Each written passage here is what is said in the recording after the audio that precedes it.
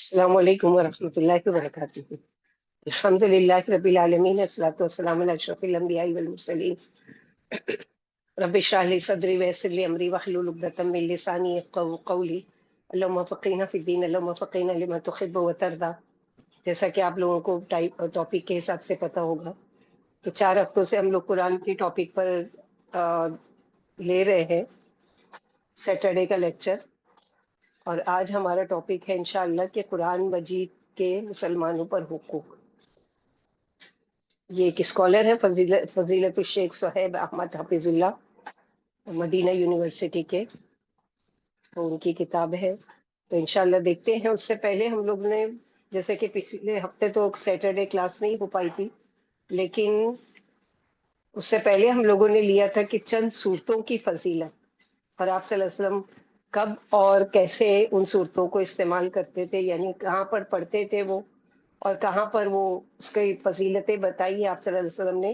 آج ہم لوگ کچھ آیتوں کے بارے میں جانیں گے، اور اس کے بعد اپنے ٹاپک پر آئیں گے کہ 5 حقوق جو ہے قرآن کے، کہ اس کو بھی جاننا ہمارے لیے بہت ضروری ہے، ہر مسلمان کو۔ تو سب سے پہلے بعض قرآنی آیات کی فضیلت۔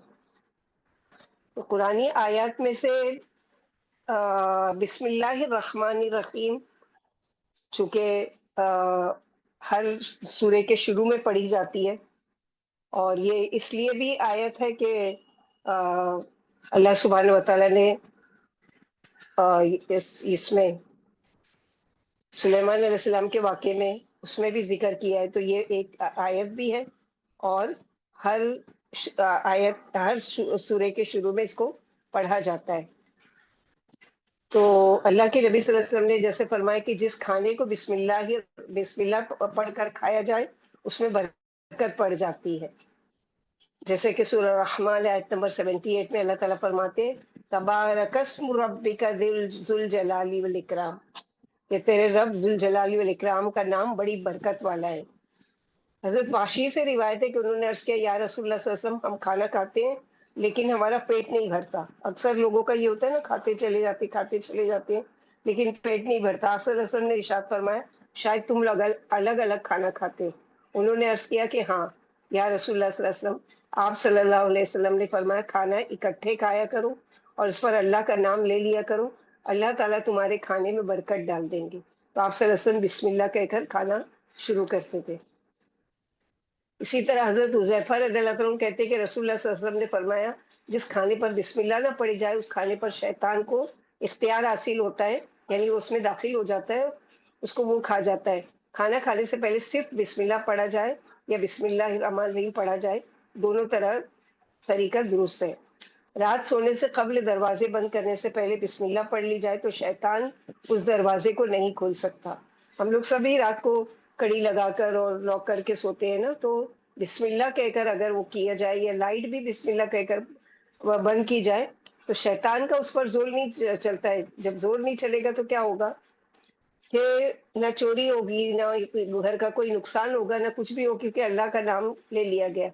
حضرت جابر رضی اللہ عنہ کہتے رسول اللہ صلی اللہ علیہ وسلم نے فرمایا رات سونے سے قبل بسم اللہ پڑھ کر دروازہ بند کیا کرو، کیونکہ بسم اللہ پڑھ کر بند کیے گئے دروازے شیطان کھول نہیں سکتا، اور چوری کروانا بھی کیا ہے، شیطانی فعل ہے۔ تو ظاہر ہے کہ جو چور کو شیطان نہیں کھول سکتا تو چور کیسے کھول سکتا ہے۔ پھر اسی طرح جو کام بسم اللہ پڑھ کر کیے جائے وہ شیاطین جنات کے شرور و فتن سے محفوظ ہو جاتے ہیں۔ سونے سے پہلے گھر کے دروازے بند کرنے سے پہلے، روشنی بجھانے سے پہلے اور برتن ڈھانپنے سے پہلے بسم اللہ پڑھنا مستحب ہے، یعنی پسندیدہ۔ اللہ کے نبی صلی اللہ علیہ وسلم نے اس کی تاکید کی ہے۔ حضرت جابر رضی اللہ عنہ سے روایت ہے نبی اکرم صلی اللہ علیہ وسلم نے فرمایا جب رات کا اندھیرا چھا جائے تو اپنے بچوں کو گھروں میں روک لیا کرو، کیونکہ اس وقت شیطان اور جن پھیل جاتے ہیں۔ عشاء سے کچھ دیر بعد بچوں کو چھوڑ دو اور گھر کا دروازہ بسم اللہ پڑھ کر بند کیا کرو۔ تو یہ خاص احتیاط کیا کرو، چھوٹے معصوم بچے بیچارے ان کو پتہ بھی نہیں ہوتا ہے، اور وہ باہر کھیل رہے ہوتے ہیں مغرب کے ٹائم، اور ہوتا کیا ہے کہ اس وقت شیاطین کے پھیلنے کا وقت ہوتا ہے، اور اس وقت وہ کیا کرتے ہیں، جو بچے خوبصورت لگے، یا جو بچے اچھا بول رہے ہیں، یا جو بچے اچھا کھیل رہے ہیں، یا جو بچہ ذہین ہے، اس پر کیا ہوتے ہیں، وہ سوار ہو جاتے ہیں۔ ان کو اختیار دیا گیا ہے، لیکن اگر ان کو روک لیا جائے کہ نہیں، یا تو پہلے جا کر آ جائے کھیل کے، اور یا جب اندھیرا اچھی طریقے سے پھیل جائے، اینڈ مغرب کے ٹائم بالکل بھی نہیں بچوں کو باہر چھوڑنا چاہیے. اسی طرح چراغ بسم اللہ کہہ کر بجھاؤ، پانی کا برتن بسم اللہ پڑھ کر ڈھانپ دو، اور دوسرے برتن بھی بسم اللہ کہہ کر ڈھانپو. اگر برتن ڈھانپنے کے لیے کوئی ڈھکن نہ ملے تو کوئی چیز آڑ رکھ دو، جیسے لکڑی وغیرہ یا جو بھی چیز کسی بتانے کا مقصد ہے نا کہ کسی نہ کسی چیز سے ضرور اس کو ڈھانپ دیا جائے. پھر اسی طرح اگر گھر سے نکلتے وقت بسم اللہ پڑھنے والے کی رہنمائی اللہ تعالیٰ کرتے ہیں، گھر سے نکلتے وقت بسم اللہ پڑھنے والے سے شیطان الگ ہو جاتا ہے اور آدمی شیطان کے شر و فتن سے محفوظ ہو جاتا ہے. حضرت انس رضی اللہ عنہ کہتے ہیں رسول اللہ صلی اللہ علیہ وسلم نے فرمایا جب آدمی اپنے گھر سے نکلے اور یہ دعا پڑھے بسم اللہ توکلت علی اللہ لا حول ولا قوت الا باللہ، تو اس وقت اس کے حق میں یہ بات کہی جاتی ہے کہ سارے کاموں میں تیری رہنمائی کی گئی، جیسا کہ اللہ کے نبی صلی اللہ علیہ وسلم نے فرمایا کہ ہدیتا و کفیتا و وقیتا، یعنی اللہ تعالیٰ نے تجھے، یعنی اللہ کی ذات پر تو نے بھروسہ کیا، اس وقت اس کے حق میں یہ بات کہی جاتی ہے کہ سارے کاموں میں تیری رہنمائی کی گئی، تو کفایت کیا گیا اور ہر طرح کی برائی اور خسارے سے بچا لیا گیا. پس شیطان اس سے الگ ہو جاتا ہے اور دوسرا شیطان اسے کہتا ہے تم اس شخص پر کیسے مسلط ہو سکتے ہو جس کی رہنمائی کی گئی ہے، کفایت کیا گیا ہے اور اس کو محفوظ کر دیا گیا ہے. تو خود بھی پڑھ کر نکلنا ہے، بچوں کو بھی نکلتے ہوئے دعا پڑھانا ہے، بلکہ یاد کرانا ہے کہ بچے خود اور عادت ڈال دے کہ اگر ان کو نہیں یاد ہے تو نکلتے ہوئے کہ کیا پڑھنا ہے تو بچوں کو فوراً اگر دعا یاد ہے تو پڑھ کے نکلیں گے. بسم اللہ کہنے سے جن شیاطین بنی آدم کی شرمگاہ کو نہیں دیکھ سکتے.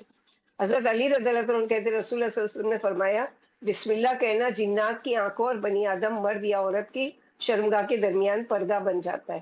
تو سنت کا طریقہ کیا ہے کہ جب ہم نہانے کے لیے یا کپڑا چینج کرنے کے لیے ویسے ہی کپڑا اتار رہے ہیں تو بسم اللہ کہہ کر، بسم اللہ صرف کہنا، یہ اللہ تعالیٰ کا نام لینے کی اتنی برکت ہے کہ شیطان جن جو ہوتے ہیں، جو نظر بد لگاتے ہیں، جو پریشان کرتے ہیں، ان کے اور ہمارے بیچ میں کیا ایک پردہ آ جاتا ہے، ایک آڑ آ جاتا ہے. ہم کو تو نظر نہیں آتا ہے لیکن اس کو جو چھپا ہوا ہے اس کو نظر آ گیا کہ اب یہ پردہ آ گیا، میں اس کے جسم کو نہیں دیکھ سکتا. کیونکہ کتنے ہی لوگ ہیں دیکھو واش روم میں گئے، نہائے، نہا کے نکلے، آئے اتنا تیز بخار چڑھا کے بیمار پڑ گئے، یا نظر بد کی وجہ سے یا جنات کی نظر کی وجہ سے. یہ ساری چیزیں کیونکہ یہ حدیث سے ثابت ہے کہ انسانوں کی بھی نظر لگتی ہے اور جنات کی بھی نظر لگتی ہے. لیکن جب انسان صبح شام کے اذکار پڑھ لیتا ہے یا بسم اللہ کہہ کر کپڑا اتارتا ہے اور کپڑا پہنتے ہوئے دعا پڑھتا ہے تو اس سے کیا ہے کہ اللہ تعالیٰ کے نبی صلی اللہ علیہ وسلم کی سنت پر عمل بھی ہو جاتا ہے اور انسان کو پروٹیکشن مل جاتی ہے، یعنی وہ بچا لیا جاتا ہے اسے تمام شر سے. بسم اللہ پڑھنے سے انسان شیطان کے حملے سے محفوظ ہو جاتا ہے. حضرت جابر بن عبداللہ نے رسول اللہ صلی اللہ علیہ وسلم کو فرماتے ہوئے سنا ہے کہ جب آدمی اپنے گھر میں داخل ہونے سے پہلے اور کھانا کھانے سے پہلے اللہ عز و جل کا نام لیتا ہے تو شیطان اپنے ساتھیوں سے کہتا ہے یہاں تمہارے لیے نہ ٹھکانا ہے نہ کھانا ہے. اور جب آدمی اللہ کا نام لیے بغیر داخل ہوتا ہے تو شیطان کہتا ہے تمہیں یہاں ٹھکانا بھی مل گیا. اور جب آدمی کھانے سے پہلے اللہ عز و جل کا نام نہیں لیتا یعنی بسم اللہ نہیں پڑھتا تو شیطان اپنے ساتھی شیطان سے کہتا ہے تمہیں ٹھکانا بھی مل گیا اور کھانا بھی مل گیا. تو اپنے گھر میں داخل ہو تو سیدھا پیر رکھ کے پہلے بسم اللہ کہے، اور گھر میں داخل ہو کے مثلاً کبھی گھر میں کوئی بھی نہیں ہوتا، آپ اپنی چابی سے لوگ دروازہ کھولتے ہوئے داخل ہوتے تو السلام علیکم کہیں، وہاں فرشتے موجود ہوتے ہیں اور وہ آپ کے سلام کا جواب دیتے ہیں. اسی طرح کتنے ہی ماؤں کو دیکھا گیا ہے کہ بچہ اچھا خاصا تھا، پیدا ہوا تھا اور اب اتنا نافرمان ہو گیا، جیسے جیسے بڑا ہو رہا ہے اتنی شرارتیں کر رہا ہے، اتنا بدتمیز بنتا جا رہا ہے، اتنا وہ تو کیا وہ بچے کا قصور ہے؟ نہیں، ماں باپ کا قصور ہے کہ ان کو سنت کا جو طریقہ سکھایا گیا ہے اس کے مطابق اگر وہ عمل نہیں کرتے تو اس کا اثر بچے پر پڑتا ہے. کیسے؟ حضرت عبداللہ بن عباس رضی اللہ عنہ سے روایت ہے کہ رسول اللہ صلی اللہ علیہ وسلم نے فرمایا جب لوگوں میں سے کوئی اپنی بیوی کے پاس آنے کا ارادہ کرے تو اس کو یہ کہنا چاہیے کہ بسم اللہ، اللہ کے نام کے ساتھ، اور بسم اللہ اللہم جنبنا الشیطان وجنب الشیطان ما رزقتنا. یہ دعا ہے، چھوٹی سی ایک لائن کی دعا ہے، ضرور یاد کرنا چاہیے اپنے بچوں کی جو شادیاں ہو رہی ہیں ان کو بھی، اور جو بھی سن رہے ہیں ان کو بھی، ہر ایک کو یہ، کیونکہ یہاں پر کتنا اچھا معنی ہے کہ اللہ کے نام کے ساتھ اے اللہ ہمیں شیطان سے دور رکھ، اور اس اولاد سے بھی شیطان کو دور رکھنا جو تو ہمیں ہمارے ملنے پر عطا کرنے والا ہے، کیونکہ ہم کو نہیں پتا ہے نا کہ کون سی گھڑی میں اللہ تعالیٰ نے ہمارے لیے اولاد لکھ دی ہے، اور جب وہ وقت ہوتا ہے تو اللہ سبحانہ و تعالیٰ ماں کے رحم میں وہ نطفے کو قرار دے دیتے ہیں اور بچہ ٹھہر جاتا ہے. تو ہم کو نہیں پتا ہوتا ہے، لیکن ہمیشہ اگر یہ عمل کرتے ہوئے دعا پڑھیں تو کیا ہے، جب بھی اللہ تعالیٰ نے ہمارے لیے اولاد کا ارادہ کیا ہے تو وہ کیا ہے، پہلے ہی شیطان سے محفوظ ہو جاتا ہے. جیسے کہ ہم لوگ کئی مرتبہ یہ سورہ آل عمران کی جب تفسیر کر رہے تھے، جب بھی پڑھا کہ دنیا میں جتنے بھی بچے ہیں وہ شیطان سے محفوظ نہیں رہے، سوائے کہ وہ دو بچے، یعنی عیسیٰ علیہ السلام اور مریم علیہ السلام. کیوں؟ اس لیے کہ انہوں نے اپنی پریگننسی میں، امرات عمران جو مریم علیہ السلام کی والدہ تھی، انہوں نے اپنی پریگننسی کے ٹائم ہی دعا پڑھ لی تھی، اعوذ بک وذریۃ من الشیطان الرجیم. اللہ تعالیٰ میں میرے پیٹ میں جو ہے اس کو بھی اور آنے والی میری ذریت کو بھی آپ کے پناہ میں دیتی ہوں. تو اس سے کیا پتہ چلتا ہے کہ ہم اگر سنت کے مطابق دعا پڑھیں گے تو انشاءاللہ باذن اللہ ہم خود بھی اور ہمارے بچے بھی محفوظ رہیں گے. اسی طرح بسم اللہ پڑھنے سے شیطان ذلیل اور رسوا کر دیا جاتا ہے. ایک صحابی سے روایت ہے کہ میں نبی کریم صلی اللہ علیہ وسلم کے پیچھے سواری پر بیٹھا ہوا تھا، اچانک گدھے نے ٹھوکر کھائی. میں نے کہا ہلاک ہو شیطان، یعنی میں نے بد دعا دی. آپ صلی اللہ علیہ وسلم نے فرمایا ایسے مت کہو کہ شیطان ہلاک ہو، اس سے شیطان کی تعظیم ہوگی اور وہ اکڑ کر گھر کے برابر، یعنی خوشی سے پھول کر کپا ہو جائے گا کہ دیکھو مجھے بڑی سی چیز سمجھ رہے. جیسے ہم لوگ بولتے ہیں نا یہ بچہ شیطان ہے، یہ بھی نہیں بولنا چاہیے، اس لیے کہ شیطان خوش ہوتا ہے، دیکھو ابن آدم کو اپنی اولاد کو میرے نام سے منسوب کر رہا ہے کہ یعنی یہ جیسے یہ میری اولاد ہے، نوز باللہ. تو اسی طرح اور وہ سمجھے گا کہ میرے پاس اسے گرانے کی طاقت ہے. لیکن اگر تم بسم اللہ پڑھو گے تو اس سے شیطان حقیر اور ذلیل ہوگا، حتیٰ کہ مکھی کے برابر ہو جائے گا. جب ہم بسم اللہ پڑھتے ہیں تو اس کی طاقت بالکل قوت ختم ہو جاتی ہے.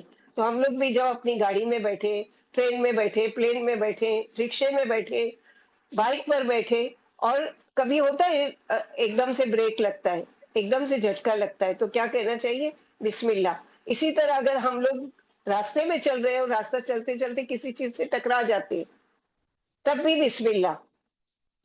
بچہ گر گیا اس کو اٹھاتے ہوئے بسم اللہ.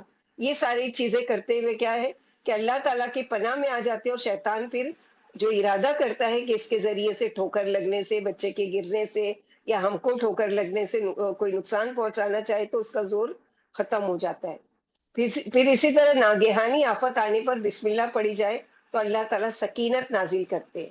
حضرت جابر بن عبداللہ کہتے ہیں کہ غزوہ احد کے روز نبی کریم صلی اللہ علیہ وسلم 12 انصاریوں کے ساتھ الگ تھلگ رہ گئے. ان میں طلحہ بن عبید اللہ بھی شامل تھے. مشرکین نے ان کا گھیراؤ کر لیا. آپ صلی اللہ علیہ وسلم نے ان کی طرف پلٹتے ہوئے فرمایا ان لوگوں سے کون نپٹے گا؟ حضرت طلحہ نے عرض کیا میں. چنانچہ حضرت طلحہ نے تنہا 11 آدمیوں کے برابر قتال کیا، حتیٰ کہ آپ صلی اللہ علیہ وسلم کے ہاتھ پر مشرک کی تلوار ایسی ضرب لگی جس سے حضرت طلحہ کے ہاتھ کی انگلیاں کٹ گئی اور ان کے منہ سے سی کی آواز نکلی. ہم لوگ بھی ہوتے نا، کٹ گیا تو کچھ بھی ایسی آواز عجیب سی نکالتے ہیں نا منہ سے، سی یا جو بھی، تو یہ نہیں نکالنا چاہیے، بلکہ کیا کہنا چاہیے جیسا کہ یہاں پر ان کے منہ سے یہی نکلا. تو رسول اللہ صلی اللہ علیہ وسلم نے ارشاد فرمایا اگر تم بسم اللہ کہتے تو فرشتے تجھے اوپر اٹھا لیتے، حتیٰ کہ لوگ بھی دیکھتے. اس کے بعد اللہ تعالیٰ نے مشرکوں کو ناکام پھیر دیا. پھر اسی طرح جو قرآن کی ایک آیت یہ بھی ہے کہ ان للہ و انا الیہ راجعون، ہم سب کو یاد ہوتی ہے، چاہے قرآن کی کوئی آیت یاد ہو یا نہ ہو، بسم اللہ بھی یاد ہے، الحمدللہ انا للہ و انا الیہ راجعون. تو ہر مصیبت کے وقت ہمارے وہاں کیا ہے، جب کسی میت کی خبر سنتے تبھی پڑھتے، ہر مصیبت کے وقت. کیونکہ حضرت ام سلمہ کہتی ہے کہ میں نے رسول اللہ صلی اللہ علیہ وسلم کو فرماتے ہوئے سنا ہے جب کسی مسلمان کو کوئی بھی مصیبت پہنچے اور وہ اللہ عز و جل کے حکم کردہ کلمات ان للہ و انا الیہ راجعون، اللہم اجرنی فی مصیبتی واخلف لی خیرا منہا، ہم اللہ کے لیے ہیں اور ہم اس کی طرف پلٹ کر جانے والے، یا اللہ مجھے اس مصیبت کے بدلے میں ثواب عطا فرما اور اس محروم شدہ سے بہترین چیز عطا فرما. کہے تو اللہ تعالیٰ اسے اس سے بہتر چیز عطا کرتی ہے. یعنی یقیناً اللہ کے نبی صلی اللہ علیہ وسلم کی بات میں صداقت ہے. کوئی بھی چھوٹا سے چھوٹا بھی نقصان ہو، کف ہاتھ سے ٹوٹ کر گر گیا، پلیٹ ٹوٹ گئی، یا کوئی بھی نقصان ہو گیا، تو فوراً اگر عادت ہوگی تو آپ کے منہ سے کیا نکلے گا؟ ان للہ. اسی طرح لائٹ آف ہو جاتی ہے اچانک، ہم کچھ کام کر رہے تو لائٹ آف، تو کیا کہنا چاہیے؟ ان للہ و انا الیہ راجعون. اللہم اجرنی فی مصیبتی واخلف لی خیرا منہا. تو اللہ سبحانہ وتعالیٰ اس سے بہتر دیتے ہیں، اور یہ اللہ کا وعدہ ہے. پھر اسی طرح قرآن کی ایک آیت ہے وَإِلَٰهُكُمْ إِلَٰهٌ وَاحِدٌ لَا إِلَٰهَ إِلَّا هُوَ الرَّحْمَٰنُ الرَّحِيمُ. اس کی بھی بڑی فضیلت ہے، کیونکہ اللہ کے اسماء الحسنیٰ میں سے ہے.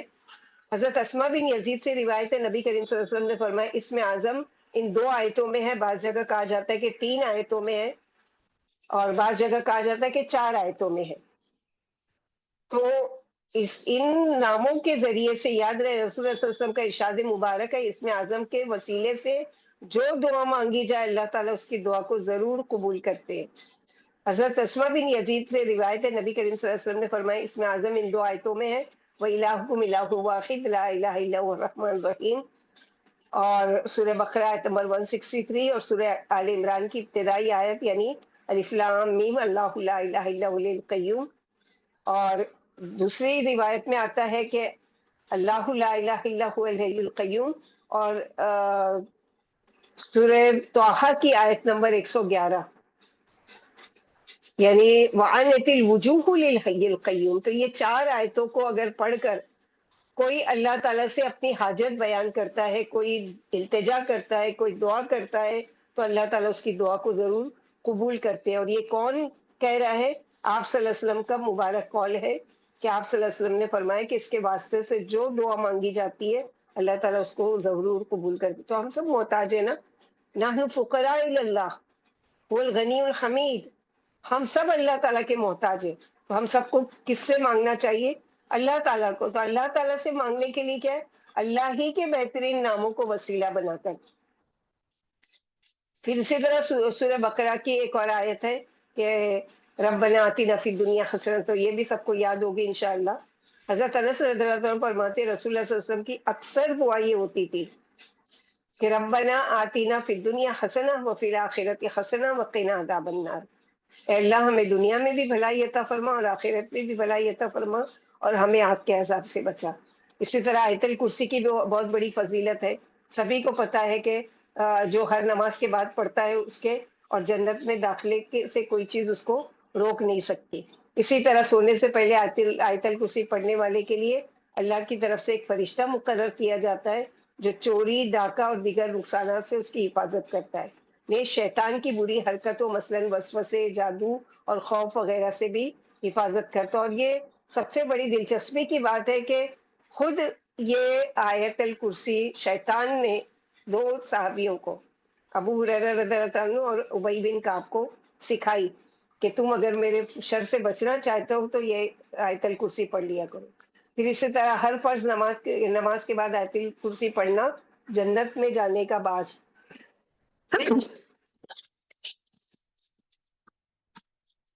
اسی طرح سورہ بقرہ کی آخری 2 آیت کی بڑی فضیلت ہے. رات کو سونے سے پہلے سورہ بقرہ کی آخری 2 آیت پڑھنے والا ہر آفت سے محفوظ رہتا ہے.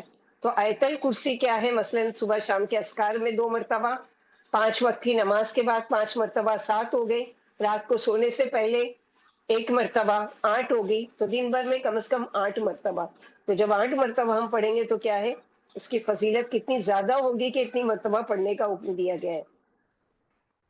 حضرت ابو مسعود کہتے ہیں کہ نبی کریم صلی اللہ علیہ وسلم نے فرمایا جس نے رات کے وقت سونے سے پہلے سورہ بقرہ کی آخری 2 آیت پڑھ لی وہ اس کے لیے کافی ہو جاتی ہے. اور سورہ بقرہ کی یہ 2 آیتیں جادو کا اثر ختم کرنے کی زبردست تاثیر رکھتی ہے. جس گھر میں مسلسل 3 رات سورہ بقرہ کی آخری 2 آیت پڑھی جائے شیاطین اس گھر کے قریب بھی نہیں پھٹکتے. سورہ بقرہ کی آخری 2 آیات پڑھ کر اللہ تعالیٰ سے جو بھی حاجت طلب کی جائے وہ بھی قبول ہوتی ہے. تو یہ دعا پڑھ کر، یہ آیت پڑھ کر اللہ سے اپنی حاجت بیان کریں. اسی طرح اللہ لا الہ الا هو الحی القیوم کہنے کی بھی بڑی فضیلت ہے، جیسے کہ ہم لوگوں نے دیکھا کہ اسماء الحسنیٰ میں سے ہے، اس کو وسیلہ بنا کر دعا کرنا چاہیے.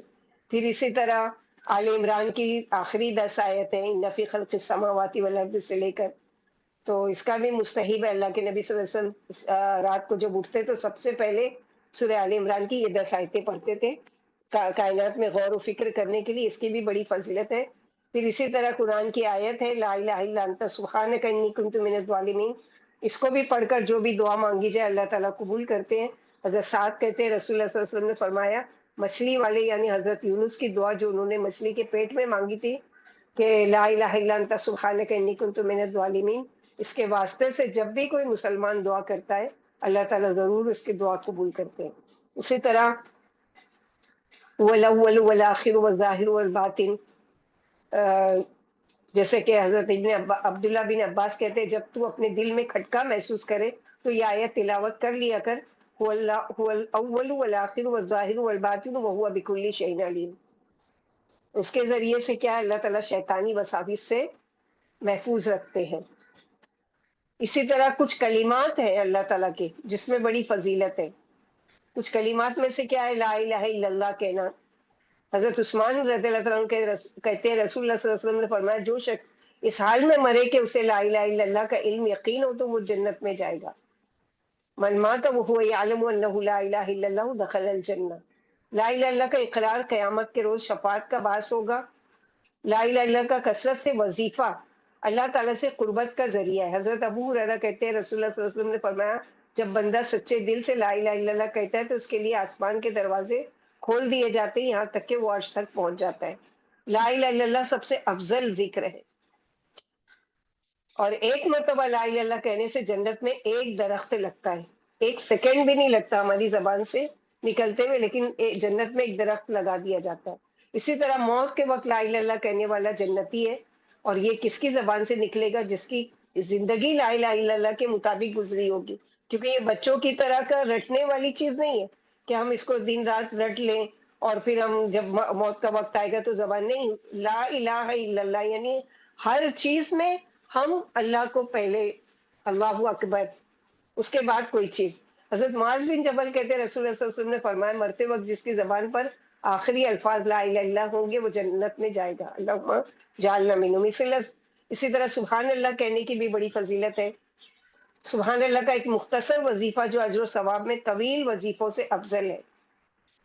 حضرت جویریہ سے روایت ہے جیسے ہم لوگوں نے اسے بھی پہلے پڑھا فجر کی نماز کے لیے آپ صلی اللہ علیہ وسلم گھر سے نکلے تو وہ یعنی حضرت جویریہ نماز کی جگہ پر بیٹھی وظیفہ کر رہی تھی۔ رسول اکرم صلی اللہ علیہ وسلم چاشت کے وقت تشریف لائے تو دیکھا کہ حضرت جویریہ اس وقت اپنے مصلے پر بیٹھی ہے۔ آپ صلی اللہ علیہ وسلم نے ارشاد فرمایا جویریہ جب سے میں مسجد گیا تب سے تم اسی حالت میں بیٹھی ہو یعنی وظیفہ کر رہی ہو؟ حضرت جویریہ نے عرض کیا ہاں یا رسول اللہ صلی اللہ علیہ وسلم۔ آپ صلی اللہ علیہ وسلم نے ارشاد فرمایا میں نے تمہاری بعد یعنی تم سے رخصت ہونے کے بعد 4 کلمے 3 بار ایسے کہے کہ اگر ان کا وزن تمہارے آج کے سارے دن کے وظیفے سے کر لیا جائے تو وہ 4 کلمے بھاری ہو جائیں گے۔ وہ کلمے یہ ہیں سبحان اللہ عدد خلقہ ورضا نفسہ وزینت عرشہ ومداد کلماتہ۔ پھر اسی طرح الحمدللہ سبحان اللہ ولا الہ الا اللہ واللہ اکبر، یعنی کسی کی اگر آنکھ کھل جائے رات میں نیند میں سے، حضرت مالک اشعری کہتے ہیں رسول اللہ صلی اللہ علیہ وسلم نے فرمایا طہارت نصف ایمان ہے، ایک مرتبہ الحمدللہ کہنا ترازو کو نیکیوں سے بھر دیتا ہے، سبحان اللہ اور الحمدللہ کہنا زمین و آسمان کے درمیان ساری جگہ کو نیکیوں سے بھر دیتا ہے۔ نماز دنیا آخرت میں چہرے کا نور ہے، صدقہ دلیل اور صبر روشنی ہے، قرآن مجید قیامت کے روز تیرے حق میں یا تیرے خلاف گواہی دے گا۔ ہر آدمی صبح اٹھتا ہے تو اس کی جان گروی ہوتی ہے جسے یا تو وہ نیکی کر کے آزاد کرا لیتا ہے یا گناہ کر کے اپنی جان کو ہلاکت میں ڈال دیتا ہے۔ اسی طرح یاد الجلال والاکرام کا ورد کرنے سے اللہ تعالیٰ دعا قبول کرتے ہیں، یعنی دعا کی قبولیت کا شرف ملتا ہے اس کے ذریعے۔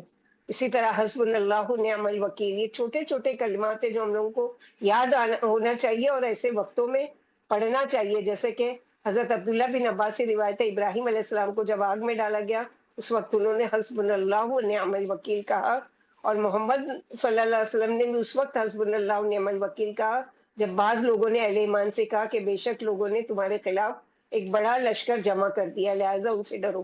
تو کوئی بھی ڈر خوف کا ماحول ہو، کوئی بھی ایسا وہ آئے گا تم کو مار دے گا، وہ آئے گا تمہارا یہ کر دے گا، وہ کر دے گا، وہ کر دے گا، اپنے آپ سے کہے کہ کوئی کچھ نہیں کر سکتا۔ حسبنا اللہ نعم الوکیل کہ اللہ تعالیٰ میرے ساتھ ہے تو میرا کوئی کچھ بھی نہیں بگاڑ سکتا۔ تو یہ ساری چیزیں ہیں کہ کلمات میں بھی اللہ نے اثر رکھا ہے، آیات میں بھی اللہ تعالیٰ نے بڑی فضیلت رکھی ہے، صورتوں میں بھی فضیلت رکھی ہے، بس یہ ہے کہ ہم کو وقت نکال کر اس سے فائدہ اٹھانا ہے۔ تو ہم دیکھتے ہیں کہ قرآن مجید کے مسلمانوں پر 5 حقوق ہیں۔ کون سے ہیں؟ ڈیٹیل میں تو زیادہ نہیں پڑھیں گے، لیکن جو پڑھ سکتے ہیں انشاءاللہ، تو قرآن مجید کا سب سے پہلا حق، 5 حقوق ہیں ایک مسلمان پر جس کو جاننا ضروری ہے۔ اس میں سے پہلا حق ہے کہ قرآن مجید پر ایمان لایا جائے۔ اگر ہم تمام چیزیں قرآن کو پڑھ بھی رہے ہیں، سمجھ بھی رہے ہیں، عمل بھی کر رہے ہیں سب کچھ، لیکن ہمارا ایمان ہی نہیں ہے کہ یہ اللہ کی کتاب ہے، تو کوئی فائدہ نہیں دے گا۔ تو سب سے ٹاپ پر نمبر 1 پر کیا چیز ہے کہ قرآن مجید پر ایمان لایا جائے۔ قرآن مجید پر ایمان لانے کا مطلب یہ ہے کہ زبان سے اس کا اقرار کیا جائے کہ یہ اللہ جل شانہ کا کلام ہے، جو جبریل علیہ السلام کے ذریعے سے آخری پیغمبر محمد صلی اللہ علیہ وسلم پر تقریباً 23 سال میں نازل ہوا، جس کو اصطلاحی زبان میں اقرا باللسان یعنی زبان سے اقرار کرنا کہتے ہیں۔ زبان کے اقرار کے بعد پھر اسی چیز کا اقرار دل سے کروانا، یعنی قلبی تصدیق کرنا کہ واقعی یہ قرآن اللہ تعالیٰ کا کلام ہے، جو جبریل علیہ السلام کے ذریعے آخری نبی پر نازل کیا گیا، جس کو عربی زبان میں کہتے ہیں تصدیق بالجنان، دل سے تصدیق کرنا کہتے ہیں۔ زبان کا اقرار اور دلی تصدیق کر لینا قرآن مجید پر ایمان لانے کے لیے کافی نہیں ہے، یعنی ہم زبان سے بھی کہہ دیں، ہمارا دل بھی گواہی دے رہا ہے، بلکہ اس قولی اقرار و قلبی تصدیق کو عملی جامہ پہنانا اور جسم کے تمام اعضاء پر نافذ کرنا اور سر سے پاؤں تک اس اقرار کے تابع عمل کروانا عین ایمان ہے، جس کو عربی میں کہتے ہیں، عربی میں اصطلاحی زبان میں عمل بالارکان، اعضاء جسم اور ارکان جسم کے ساتھ عملی نمونہ پیش کرنا۔ چنانچہ ایمان سب سے پہلے نبی کریم صلی اللہ علیہ وسلم اور آپ کے صحابہ کرام، جن کو مومنوں کی صفت سے متصف کیا گیا ہے، نے قبول کیا اور تسلیم کیا، جیسا کہ رب ذوالجلال خود اسی قرآن میں فرماتے ہیں، آمن الرسول بما انزل الیہ من ربہ والمؤمنون۔ رسول کریم صلی اللہ علیہ وسلم خود ایمان لائے اس کتاب پر، سب سے پہلے اس چیز وہی کتاب قرآن مجید پر جو اس کی طرف اللہ تعالیٰ کی طرف سے نازل ہوئی، اور مومن بھی اس چیز پر ایمان لائے، یعنی نبی کریم صلی اللہ علیہ وسلم اس پر ایمان لائے اور صحابہ کرام بھی ایمان لائے۔ تو ایمان کی دولت پا لینے کے بعد اللہ عز و جل شانہ نے ان کو مومنوں کے لقب سے نواز دیا، چنانچہ انہوں نے اس لقب کی اتنی قدر کی، اپنا اٹھنا بیٹھنا اس قرآن مجید کے مطابق کر لیا، اور پوری کائنات کے لیے ایک آئیڈیل بن گئے۔ اور آج اگر نبی کریم صلی اللہ علیہ وسلم کی شخصیت مطہرہ کے بعد کسی ہستی سے اسلام و قرآن مجید کی اصل روح ساخت سامنے آتی ہے تو وہ صحابہ کرام کی ہستی ہے۔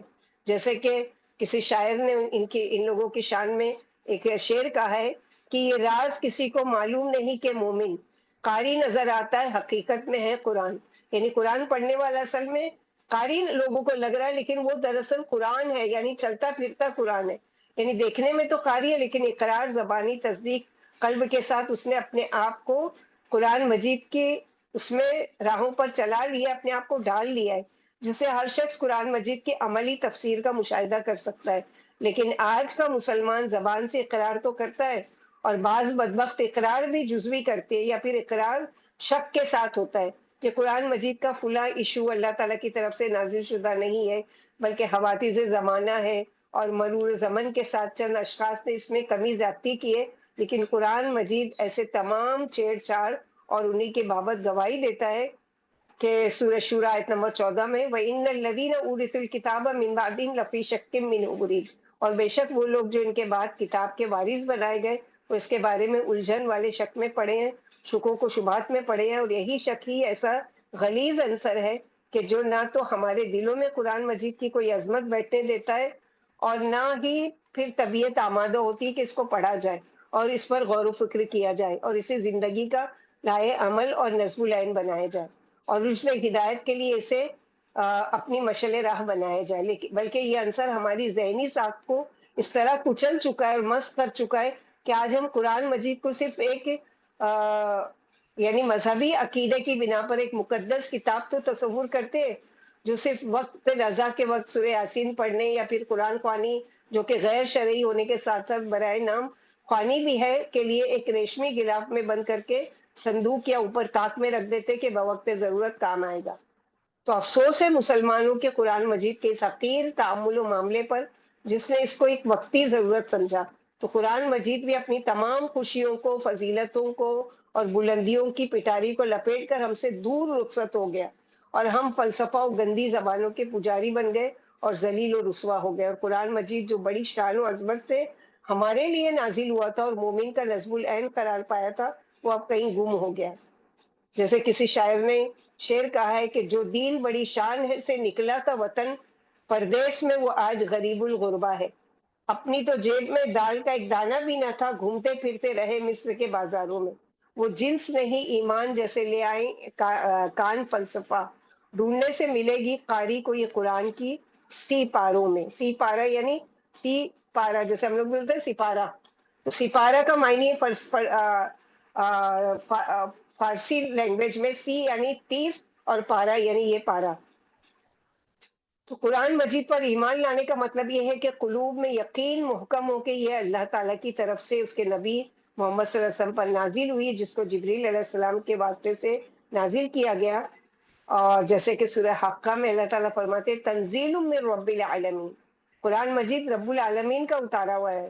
اور دوسری جگہ اللہ تعالیٰ فرماتے ہیں کہ وَإِنَّهُ لَتَنزِيلُ رَبِّ الْعَالَمِينَ نَزَلَ بِهِ الرُّوحُ الْأَمِينُ عَلَىٰ قَلْبِكَ لِتَكُونَ مِنَ الْمُنذِرِينَ بِلِسَانٍ عَرَبِيٍّ، سورہ شعراء آیت نمبر 192 195۔ یہ قرآن مجید رب العالمین کا نازل فرمایا ہوا ہے، اسے امانت دار فرشتہ لے کر آیا ہے، آپ کے دل پر اترا ہے کہ آپ ڈرانے والوں میں سے ہو جائیں۔ واضح عربی زبان میں یہ ہے۔ تو مذکورہ آیت قرآنیہ اس بات کی غمازی کرتی ہے کہ قرآن مجید ایک ایسی کتاب ہے جس کو فرشتے جبریل علیہ السلام کے ذریعے محمد صلی اللہ علیہ وسلم پر نازل کیا گیا اور واضح عربی زبان میں تھا۔ تو نازل کرنے والی ذات بھی وہ ہے جو خالق کائنات اور مالک مطلق اور جبار و قہار ہے، جس سے یہ متشع ہوتا ہے کہ اس کی نازل کردہ چیز میں تبدیلی کرنے کا کوئی کائنات میں کوئی بھی مجاز نہیں، اور نہ ہی کوئی اتنی سکت رکھتا ہے، کیونکہ جہاں اس ذات نے نزول کا ذکر کیا ہے وہاں اللہ سبحانہ وتعالیٰ نے اس کی حفاظت کا بھی ذمہ لیا ہے۔ اس لیے اس میں تغیر و کمی ذاتی کا تصور ہی نہیں، یعنی یہ آج بھی اپنی اصلی حالت میں ویسے ہی موجود ہے جیسے کہ اللہ کے نبی صلی اللہ علیہ وسلم پر اتارا گیا تھا۔ کیوں؟ اس لیے کہ اللہ سبحانہ وتعالیٰ نے اس کا ذمہ لیا ہے کہ انا نحن نزلنا الذکر وانہ لحافظ۔ تو قرآن مجید پر ایمان لانے کا مطلب یہ ہے کہ زبان و قلب سے اقرار تصدیق کی جائے کہ یہ ہر اعتبار سے من وعن جیسا کہ نازل ہوا تھا ہمارے پاس موجود ہے، اس میں کسی قسم کی کوئی تحریف، کوئی تغیر و تبدل اور کمی ذاتی نہ مدعا میں واقع ہوئی یعنی پاسٹ میں، اور نہ ہی آگے اس کے موضوع میں یا اس کی کسی بھی چیز میں ہو سکتی ہے، اور قیامت تک کسی وصف کے ساتھ رہے گا، اس لیے کہ اس کا نازل کرنے والے کون ہے؟ اللہ سبحانہ وتعالیٰ، جو پوری کائنات کے مالک ہے، اور اس نے اعلان کر دیا انا نحن نزلنا الذکر وانا لہ لحافظون۔ اب سوال یہ پیدا ہوتا ہے کہ باقی کی 3 کتابیں بھی تو اللہ تعالیٰ کی نازل کردہ ہے، پھر اللہ تعالیٰ نے یہ کیوں نہیں کہا کہ اس کی بھی ہم حفاظت کی ذمہ داری لیتے ہیں؟ تو اس کے سوال کا سمپلی جواب یہ ہے، اس لیے کہ ان کے بڑے بڑے راہب علماء اور جن کے ہاتھوں میں یہ قرآن وہ تورات انجیل اور زبور دی گئی، اس میں ان لوگوں نے اپنی مرضی سے تحریف کر دی، اس میں رد و بدل کر دیا، اس لیے اس کی حفاظت کا ذمہ بھی اللہ نے نہیں لیا کہ جو بگڑے، جیسے نا جو ہر سورہ بقرہ میں یحرفون الکلمہ مواضعہ، کہ ہر دفعہ وہ موقع کی مناسبت سے تبدیل کرتے رہے، تو اللہ تعالیٰ نے ان کو سرکشوں کی وجہ سے ان کو اسی حال پر، لیکن قرآن مجید کے ساتھ ایسا بالکل بھی نہیں کیا گیا۔ اللہ کے نبی صلی اللہ علیہ وسلم نے یعنی ذرہ برابر بھی نقطے کی بھی غلطی نہیں کی یا اس میں کمی نہیں کی۔ آپ صلی اللہ علیہ وسلم نے جیسے جبریل علیہ السلام سکھا کر گئے ویسے ہی آپ پر نازل کیا گیا، اور جیسے کہ اللہ سبحانہ وتعالیٰ فرماتے انا انزلناہ فی لیلۃ القدر، اور یہ بے شک یہ ہم نے نازل کیا لیلۃ القدر میں، تو اس کے بعد تقریباً 23 سال میں نازل کیا، جس کے لیے اللہ سبحانہ وتعالیٰ نے کئی جگہ ذکر کیا انا انزلناہ فی لیلۃ القدر اور نزل بہ الروح، تو چونکہ اس کے ساتھ بھی با کا صلہ ہے تو اس کا معنی یہ ہوا کہ اس کے ساتھ اترا ہے روح الامین، یا اسے اتارا ہے روح الامین نے۔ الغرض قرآن کا نزول پہلے دفعہ واحدہ یکبارگی سارے کا سارا رمضان المبارک میں لیلۃ القدر کی رات کو آسمان دنیا یعنی لوح محفوظ سے لیلۃ القدر کی رات کو پورا کا پورا آسمان دنیا پر نازل ہوا، پھر اس کا نزول باقاعدہ طور پر دھیرے دھیرے اللہ تعالیٰ کے رسول صلی اللہ علیہ وسلم پر شروع ہوا، اور سب سے پہلی وہی جو غار ہرا میں جبریل علیہ السلام نے محمد صلی اللہ علیہ وسلم پر پڑھی، وہ سورہ الگ کی ابتدائی آیت ہے، جیسے کہ ہم لوگوں کو پتا ہے، اقرا بسم ربک الذی خلق، خلق الانسان من علق، اقرا وربک الاکرم الذی علم بالقلم، علم الانسان ما لم یعلم۔ تو یہ سب سے پہلی قرآن کی اترنے والی 5 آیتیں ہیں سورہ الگ کی۔ تو سب سے پہلا جو حقوق اسلام ایک مسلمان کا ہونا چاہیے قرآن پر، وہ کیا ہے کہ یہ کتاب اللہ تعالیٰ کی کتاب ہے، اور ہمارا یقیناً ایمان ہے کہ یہ ویسے ہی محفوظ ہے جیسا کہ اللہ کے نبی صلی اللہ علیہ وسلم پر اتارا گیا تھا۔ دوسرا حق اس کتاب کا یہ ہے کہ قرآن مجید کو پڑھا جائے۔ پڑھتے تو ہم سب ہیں، لیکن کیسے پڑھا جائے؟ مسلمان ہونے کے ناطے سے ہم پر جو دوسرا عقائد ہوتا ہے وہ یہ ہے کہ ہم قرآن مجید کو پڑھیں اور اسے بار بار اور اسی طرح پڑھا جائے جس طرح اس کے پڑھنے کا حق ہے۔ چنانچہ اللہ سبحانہ و تعالیٰ حکم فرماتے ہیں سورہ کہف آیت نمبر 27 میں، وَاتْلُ مَا أُوحِيَ إِلَيْكَ مِن كِتَابِ رَبِّكَ لَا مُبَدِّلَ لِكَلِمَاتِهِ وَلَن تَجِدَ مِن دُونِهِ مُلْتَحَدًا۔ اے محمد صلی اللہ علیہ وسلم، جو آپ کے رب کی کتاب قرآن مجید وحی کی گئی ہے اسے پڑھتے رہیے اور اس کی باتوں کو کوئی بدلنے والا نہیں، آپ اس کے سوا ہرگز ہرگز کوئی پناہ کی جگہ نہ پائیں گے۔ اور ایک دوسری جگہ سورہ عنکبوت آیت نمبر 45 میں اللہ تعالیٰ فرماتے، اتلو ما اوحی الیک من الکتاب واقم الصلاۃ، جو کتاب قرآن مجید آپ کی طرف وحی کی گئی ہے اسے پڑھیے اور نماز قائم کیجیے۔ تو ان دونوں آیت سے معلوم ہوا کہ قرآن مجید کی تلاوت مسلسل کرنا ضروری ہے، اور یہ مومن کی روح کی غذا ہے اور اس کے ایمان کو تر و تازہ اور سرسبز و شاداب رکھنے اور مشکلات و موانع کے مقابلے کے لیے سب سے مؤثر ہتھیار اور اہم ترین ذریعہ ہے۔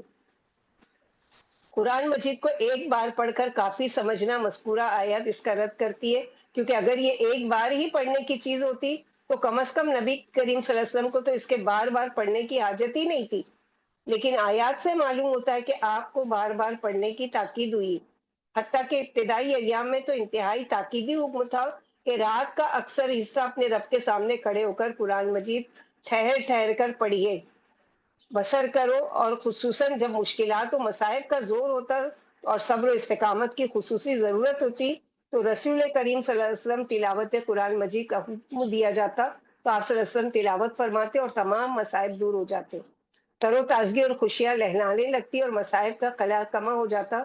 چنانچہ صحابہ کرام بھی اسی طرح قرآن مجید کی تلاوت کرتے اور شادابیوں سے اور فرحتوں سے ہمکنار ہوتے۔ چنانچہ اللہ تعالیٰ نے ان قدردانوں کی کیفیت کو یوں بیان فرمایا ہے، الذین آتیناہم الکتاب یتلونہ حق تلاوتہ اولئک یؤمنون بہ، سورہ بقرہ آیت نمبر 121۔ وہ لوگ جن کو ہم نے کتاب دی، آج ہم کو بھی تو کتاب دی ہے نا، ہم بھی اس میں ان آیتوں میں شامل ہیں۔ قرآن مجید عطا کیے، وہ اس کی تلاوت اس طرح کرتے ہیں کہ جس طرح کرنے کا حق ہے، یعنی لوگ اس کے ساتھ قرآن مجید کے ساتھ ایمان بھی رکھتے ہیں اور اس کی تلاوت ایسی کرتے ہیں جیسا کہ ان کو سکھایا گیا ہے کہ اس طرح تلاوت کرنا چاہیے۔ مذکورہ تینوں آیت میں لفظ تلاوت استعمال کیا گیا ہے، جس کے معنی پیچھے چلنا، تلا یتلو تلون کیا ہوتا ہے کہ پیچھے پیچھے آنا کسی چیز کے، یعنی ایک آیت آپ نے پڑھی اس کے پیچھے دوسری پڑھی، پھر تو جیسے ایک قدم کیسے ہم ایک رکھتے ہیں پھر دوسرا رکھتے پھر تیسرا رکھتے آگے بڑھنے کے لیے، ویسے ہی ہم کنٹینیو کرتے ہیں ایک کے بعد ایک آیت، اسی سے جس کا معنی تابع داری کرنا اور موافقت کرنا۔ چنانچہ احترام و تعظیم کے ساتھ قرآن مجید کو ایک مقدس آسمانی کتاب سمجھتے ہوئے انابت و خشوع و خضوع کے ساتھ حصول برکت و نصیحت کی غرض سے اپنے آپ کو اس کے حوالے کر کے پڑھنے کو تلاوت کہتے ہیں، اور یہی چیز نبی صلی اللہ علیہ وسلم سے مذکورہ آیتوں میں مقصود تھی جس کو انہوں نے پورا کر دیا۔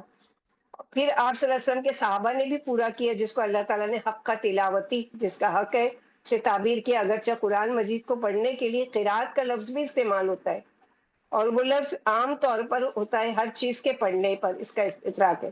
قرات کیا ہوتا ہے؟ کوئی بھی چیز، یعنی ضروری نہیں کہ قرآن ہی پڑھا جائے، تو قرآن یعنی پڑھی جانے والی چیز۔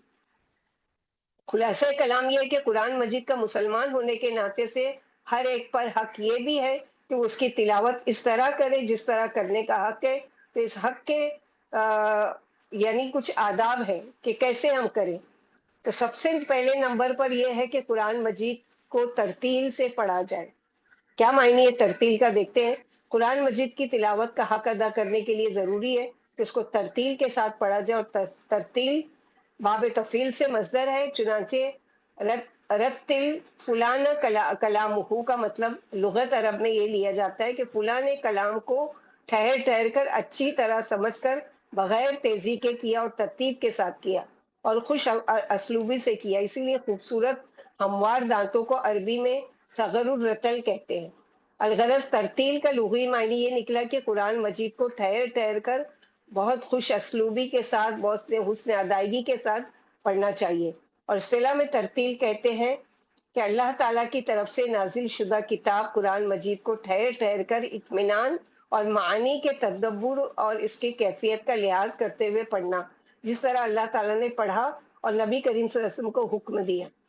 تو معلوم یہ ہوا کہ ترتیل کہتے ہیں قرآن مجید کو اس کیفیت کے ساتھ پڑھنا جس طرح اللہ جل شانہ نے پڑھ کر فرشتے جبریل علیہ السلام کو سنایا اور پھر اپنے نبی کریم صلی اللہ علیہ وسلم کو حکم دیا۔ تو قرآن مجید میں اللہ تعالیٰ فرماتے ہیں وَرَتَّلْنَاهُ تَرْتِيلًا، سورہ فرقان آیت نمبر 32، اور ہم نے اسے قرآن مجید کو ٹھہر ٹھہر کر ہی ترتیل کے ساتھ پڑھ کر سنایا، اور اسی طرح اترا ہے۔ چنانچہ ابو ہریرہ رضی اللہ تعالیٰ عنہ بیان کرتے ہیں کہ اللہ تعالیٰ کے رسول صلی اللہ علیہ وسلم نے فرمایا اللہ جل شانہ نے زمین آسمان کے پیدا کرنے سے 1000 سال پہلے سورۃ طٰہٰ اور یاسین تلاوت کی۔ جب فرشتوں نے سنا تو کہنے لگے سعادت ہے، رشک، خیر، بہتری، عمدگی اس امت کے لیے جس پر یہ نازل ہوگی۔ یعنی کب؟ ابھی تو وجود بھی نہیں ہے انسانوں کا، آسمان و زمین کے پیدا کرنے سے 1000 سال پہلے یہ پڑھا جا رہا ہے، تو فرشتے رشک کر رہے ہیں کہ کون سی وہ امت ہوگی جس پر یہ اتنا خوبصورت کلام نازل کیا جائے گا، اور سعادت مند ہیں وہ سینے جو اس کو اٹھائیں گے، یعنی اس کو حفظ کریں گے یا یاد کریں گے، اور سعادت مند ہیں وہ زبانیں جو اس کو پڑھیں گی۔ تو اللہ تعالیٰ نے فرشتوں کو ترتیل کے ساتھ پڑھ کر سنایا اور نازل بھی ترتیل کے ساتھ کیا، اور حکم دیا کہ اسے نبی صلی اللہ علیہ وسلم کو کہ وہ بھی اسی ترتیل کے ساتھ اس کو پڑھے، جیسا کہ اللہ تعالیٰ فرماتے ہیں سورہ مزمل آیت نمبر 4 میں وَرَتِّلِ الْقُرْآنَ تَرْتِیلًا، اور قرآن مجید کو ٹھہر ٹھہر کر ترتیل کے ساتھ پڑھا کرو۔ اور عائشہ رضی اللہ تعالیٰ عنہ فرماتی کہ آپ صلی اللہ علیہ وسلم قرآن مجید کو ترتیل کے ساتھ ہی پڑھا کرتے تھے، اور آپ نے پڑھ کر بتایا کہ آپ صلی اللہ علیہ وسلم کیسے پڑھتے تھے، اور بلا شبہ نبی کریم صلی اللہ علیہ وسلم کا ترتیل کے ساتھ پڑھنا فرمان ربی کی پیروی تھی، اور قرآن مجید کو ترتیل کے ساتھ ٹھہر ٹھہر کر پڑھنے میں ایک مماثلت پیدا ہو جاتی ہے جو کہ طریق نزول کی ہے۔ قرآن مجید چونکہ ٹھہر ٹھہر کر نازل ہوا، یکبارگی نہیں، اللہ تعالیٰ چاہتے تو ایک ہی مرتبہ میں پورا قرآن اتار دیتے نا، تو قرآن میں اس کا جواب بھی دیا گیا کہ اگر ہم یکبارگی نازل کر دیتے تو یہ تثبیت قلبی کا مؤثر ذریعہ بھی ہے، اور یعنی آپ کے دل کو میں ایک چیز پر جما دینا، ایک چیز کو اس کو ٹھہرا دینا، یہ مقصد تھا، اور حقیقت بھی یہی ہے کہ ترتیل سے پڑھنے سے قلب انسانی کو زیادہ سے زیادہ فیض و فائدہ حاصل ہوتا ہے، حتیٰ کہ شدت تاثر سے قلب میں گریہ طاری ہو جاتا ہے۔ اسی لیے صحابہ کرام بھی ترتیل سے پڑھتے تھے، جیسا کہ ابن عباس کے بارے میں آتا ہے کہ انہوں نے فرمایا میں ایک سورت کو ترتیل کے ساتھ پڑھنے کو زیادہ محبوب رکھتا ہوں کہ اس کے بدلے پورے قرآن کو بغیر ترتیل کے۔ ہم لوگوں کا سوچ کیا ہوتی ہے، بس پڑھنا شروع کرے کب ختم ہوگا، جلدی ختم کرے، ایک پارہ ختم ہو، ایک یعنی ایک رکوع ختم ہو جائے، یہ قدم نہیں، صحابہ کرام کو یہ فکر نہیں ہوتی تھی کہ یہ ختم کرنا ہے، بلکہ ٹھہر ٹھہر کر، یعنی ایک آیت ہم سوچ سمجھ کر ترتیل سے پڑھیں بجائے یہ کہ ہم پورا قرآن ختم کریں۔ اور اسی طرح عبداللہ بن مسعود بھی ترتیل کے ساتھ پڑھا کرتے تھے۔ قرآن مجید کو ریت کی طرح مت بکھرو، عبداللہ بن مسعود کا قول ہے کہ قرآن مجید کو ریت کی طرح مت بکھرو، اور نہ ہی ایک روایت میں لا تنسرہ نسر الدقل کہ کھجور کی گٹلی کی طرح نہ پھینکو، کہ جس طرح یعنی اتنا تیز نہ پڑھو کہ معنی کا خیال ہی نہ رہے، اور نہ ہی اتنا آہستہ کہ حروف کی ساختی بدل جائے اور شعر کی طرح لگنے لگے۔ جس طرح کھجور کھا کر گٹلی پھینکنے میں دیر لگتی، اسی طرح پڑھو، یعنی جتنی دیر آپ نے کھجور منہ میں ڈالی، گٹلی آ گئی منہ میں، اس کو نکالا، تھوڑی سی ٹائم لگا، اس طرح آرام سے، بہت ہی آرام سے بھی نہیں کہ گا گا کے پڑھ رہے ہیں کہ جیسے لگا کہ کوئی شعر پڑھا جا رہا ہے، اور نہ اتنی فاسٹ کہ آپ کو الفاظ کی ادائیگی، بعض کو قرآن پڑھتے ہوئے اس طرح دیکھا گیا ہے کہ ایسا پڑھتے کہ کبھی وہ الف ہے تو اس کو زبر بنا دیا، کبھی جلدی میں الف اور زبر ہی پورا غائب، اس طرح معنی چینج ہو جاتے ہیں۔ تو یہ چیز منع کی گئی ہے اس طرح سے پڑھنے کے لیے۔ نبی کریم صلی اللہ علیہ وسلم اپنی قرات کو ایک ایک آیت کر کے پڑھتے تھے. مثلاً الحمد للہ رب العالمین پڑھتے اور ٹھہر جاتے، پھر الرحمن الرحیم پڑھتے اور ٹھہر جاتے. اور ام سلمہ نے ہی اللہ تعالیٰ کے رسول کی قرات کی صفت بیان کی تو فرمایا کہ حرفن حرفن، ہر حرف الگ ہوتا. بڑی ہی تنسیق و ترتیب، جس کو ترتیل کہا جاتا ہے، آپ صلی اللہ علیہ وسلم ایسے پڑھتے. قیامت کے دن اسی لیے اس کا فائدہ یہ ترتیل سے یعنی ٹھہر ٹھہر کر پڑھنے کا کیا ہوگا کہ آہستہ آہستہ پڑھتے پڑھتے پڑھتے پڑھتے وہ جنت کے اونچے درجے تک پہنچ جائے گا. قیامت کے دن اسی ترتیل کے بارے میں اللہ جل شانہ فرماتے ہیں، اے قاری قرآن جنت کی سیڑھیاں چڑھتا جا اور پڑھتا جا. اور چنانچہ اسی ترتیل کی تفسیر علی بن ابی طالب نے یوں کی ہے کہ ترتیل کا معنی ہے حروف کی تجوید، حروف کو شناخت کے ساتھ ان کے مخارج و صفات کے ساتھ ادا کرنا. اور جہاں رکنا کا حکم ہے وہاں اس کو آپ کو پتہ ہونا چاہیے کہ معنی کے حساب سے کہاں پر رکنا ہے. اور ابن مسعود نے بھی، جو کہ خود ترتیل کے ساتھ پڑھا کرتے تھے، لوگوں کو یہی حکم دیا ہے کہ قرآن مجید کے ساتھ پڑھو، یعنی تجوید کے ساتھ پڑھو اور اس کو اچھی آوازوں کے ساتھ مزین کرو. گویا کہ یہ ان کا قول ترتیل کی تفسیر ہے. ابن مسعود ایک آدمی کو پڑھایا کرتے تھے تو ایک آدمی نے پڑھا انما الصدقات للفقراء والمساکین، اور بغیر مد کے للفقراء کو پڑھا. تو عبداللہ بن مسعود نے فرمایا کہ اس طرح نبی کریم صلی اللہ علیہ وسلم نے نہیں پڑھایا تھا. اس آدمی نے عرض کیا کہ پھر کیسے پڑھایا؟ تو فرمانے لگے کہ انما الصدقات للفقراء والمساکین کو پڑھ کر سنایا، کیونکہ للفقراء میں مد کی. تو یہ طریقہ نبی کریم صلی اللہ علیہ وسلم کے دور میں جو قرآن مجید ترتیل سے پڑھا جاتا تھا، علماء نے ایک علم کی بنیاد رکھی جس کا نام علم تجوید رکھا، جو کہ یعنی ضروری بھی ہے کہ ہم لوگوں اور ہم دیکھیں گے کہ تجوید کا حاصل کرنا ضروری کیوں ہے، کیوں ہم کو تجوید سے پڑھنا ضروری ہے. جو تجوید کے ساتھ قرآن مجید نہیں پڑھتا وہ خطا کار ہو جاتا ہے، کیونکہ اللہ تعالیٰ نے تجوید کے ساتھ ہی قرآن مجید کو نازل کیا ہے، اور اسی طرح تجوید کے ساتھ ہی اس اللہ تعالیٰ سے ہم تک پہنچائے. گناہگار اس لیے ہو جاتا ہے جب وہ ترتیل و تجوید کے ساتھ نہیں پڑھے گا تو حروف صحیح نہیں پڑھے جائیں گے، اور جب حروف صحیح نہیں پڑھے جائیں گے تو پھر ان کا معنی بھی غلط ہوگا. چند مثالیں ہم لوگ دیکھتے ہیں کہ ہم لوگ جلدی میں کتنی غلطیاں کرتے ہیں جن کا ہم کو خیال بھی نہیں ہوتا ہے. مثلاً ہم نماز پڑھتے ہیں تو کہتے ہیں اللہ اکبر، اللہ بہت بڑا ہے. لیکن اگر جیسے بڑے بوڑھے ہمارے ہوتے تھے تو ان کو نہیں سمجھ میں آتا تھا. اب وہ کیا کرتے تھے کہ وہ اکبر کے کاف کو اکبر موٹا کر دیتے تھے، اکبر، جبکہ کیا ہے چھوٹا کاف ہے اکبر. تو لوگ بڑے بڑے بوڑھے لوگوں کو عربی جلدی نہیں، تو اکبر. تو اکبر کا معنی کیا ہوا دیکھیے، جس کا معنی یہ بنتا ہے کہ اللہ اس نے قبر کھودی. تو ظاہر ہے نعوذ باللہ یہ اللہ کی توہین ہے. اور نماز کیسے سلامت رہی ہماری جب ہمارے قرات میں یہ غلطی ہو گئی. دوسری مثال، پھر نماز میں ہم کہتے ہیں الحمدللہ بڑے والے خا کے ساتھ، جس کا معنی ہے تمام تعریفیں اللہ تعالیٰ کے لیے.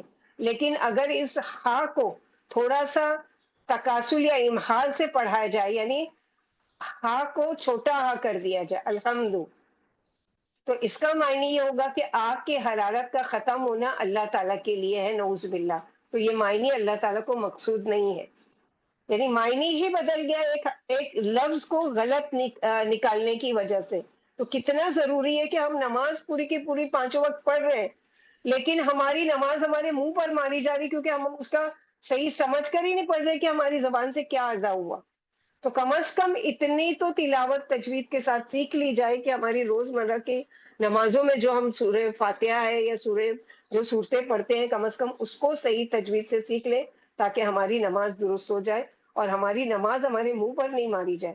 اسی طرح قرآن مجید میں ہم پڑھتے ہیں ان اللہ علی کل شیء قدیر، اللہ تعالیٰ ہر چیز پر قادر ہے. اگر ہم قدیر کی قاف کو باریک کر دیتے ہیں، پہلے اکبر میں کیا کیا، کاف کو بڑا کر دیا، اب قدیر کی کاف کو اگر ہم چھوٹا کر دیتے ہیں تو جس کا معنی یہ ہوگا کہ اللہ تعالیٰ ہر چیز پر قدورت رکھنے والا ہے، نعوذ باللہ، یعنی بغض رکھنے والے ہیں. اور یہ بندوں کی صفت ہے، اللہ تعالیٰ ایسی گندی صفات سے منزہ ہے.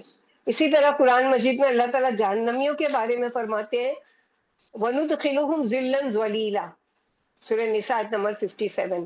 ہم جنتیوں کو گھنے سایوں میں داخل کریں گے. اگر اس دعا کو موٹا نہ پڑھا، باریک پڑھا جائے تو معنی کیا ہوگا؟ ذل ذلیلا، ہم جنتیوں کو بڑی ضلالتوں میں داخل کریں یعنی بڑا ذلیل کریں گے، نعوذ باللہ۔ تو کتنا ذا اور ذوا کے معنی ادائیگی سے معنی ہی پورا چینج ہو گیا۔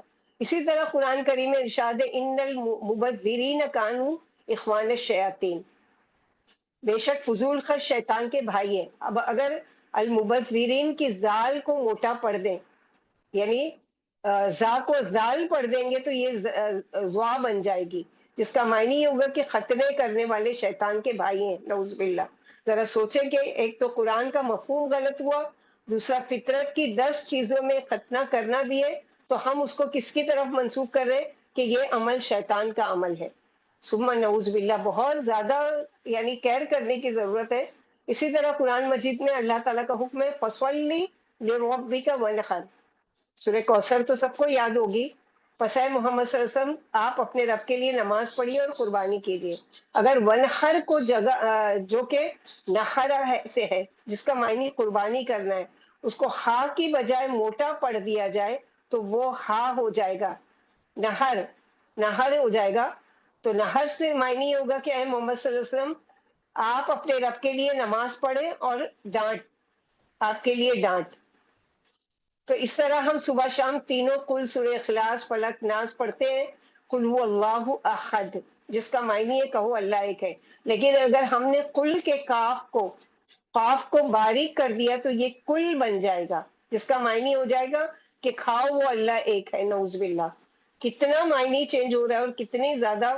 اسی طرح اگر ترتیل و تجوید کی معرفت نہ ہو تو آیت قرآنی پر وقت ایسا ہوتا ہے کہ معنی خراب ہو جاتا ہے۔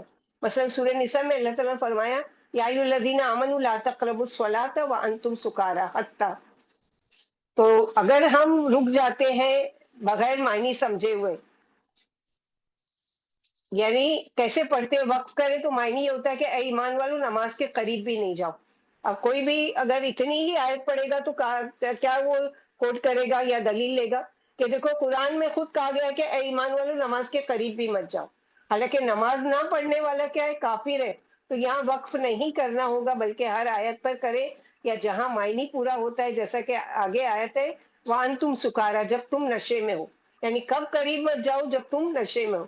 تو اس چیز کی معرفت ترتیل و تجوید کے بغیر ناممکن ہے، اور بسا اوقات وقت کرنا ہوتا ہے ہم نہیں کرتے بلکہ وصل کر جاتے ہیں۔ مثلا وَلَا يَحْزُنْكَ قَوْلُهُمْ إِنَّ الْعِزَّةَ لِلَّهِ جَمِيعًا کو اگر اکٹھا پڑھیں تو اس کا معنی یہ ہوگا کہ اے نبی آپ کو ان مشرکوں کافروں کی یہ باتیں غم میں نہ ڈالیں کہ ساری عزت اللہ تعالیٰ کے لیے، حالانکہ یہی تو لڑائی تھی کہ صرف اللہ تعالیٰ کو عبادت کے لیے نہیں سمجھتے تھے، اس کے شریک بناتے تھے۔ لیکن یہ معنی کب پیدا ہوا؟ جب ہم نے ملا کر پڑھا، اس لیے قولہم پر ٹھہرنا لازمی اور ضروری ہے۔ پھر آگے پڑھے تو معنی یہ ہوگا کہ تمہیں ان کی باتیں غم میں نہ ڈالے، ساری عزت تو اللہ تعالیٰ کے لیے، وہی تمہیں عزت دے گا، یہ تمہارا کچھ نہیں بگاڑ سکتے۔ تو یہ چند مثالیں تھی کہ جس کے ذریعے سے کیا ہے، انسان نہ صرف یہ ہے کہ عبادت سمجھ کر جو چیز کر رہا ہے وہ نیکی ملنے کی بجائے اس پر گناہ لادا جا رہا ہے کیونکہ وہ کوشش ہی نہیں کر رہا ہے۔ اسی طرح ورتل القرآن ترتیلہ کا ایک معنی کیا ہے کہ قرآن مجید کو اچھی آواز میں، خوبصورت آواز میں پڑھا جائے، خوش الحامی سے اچھی خوبصورت آواز میں پڑھا جائے۔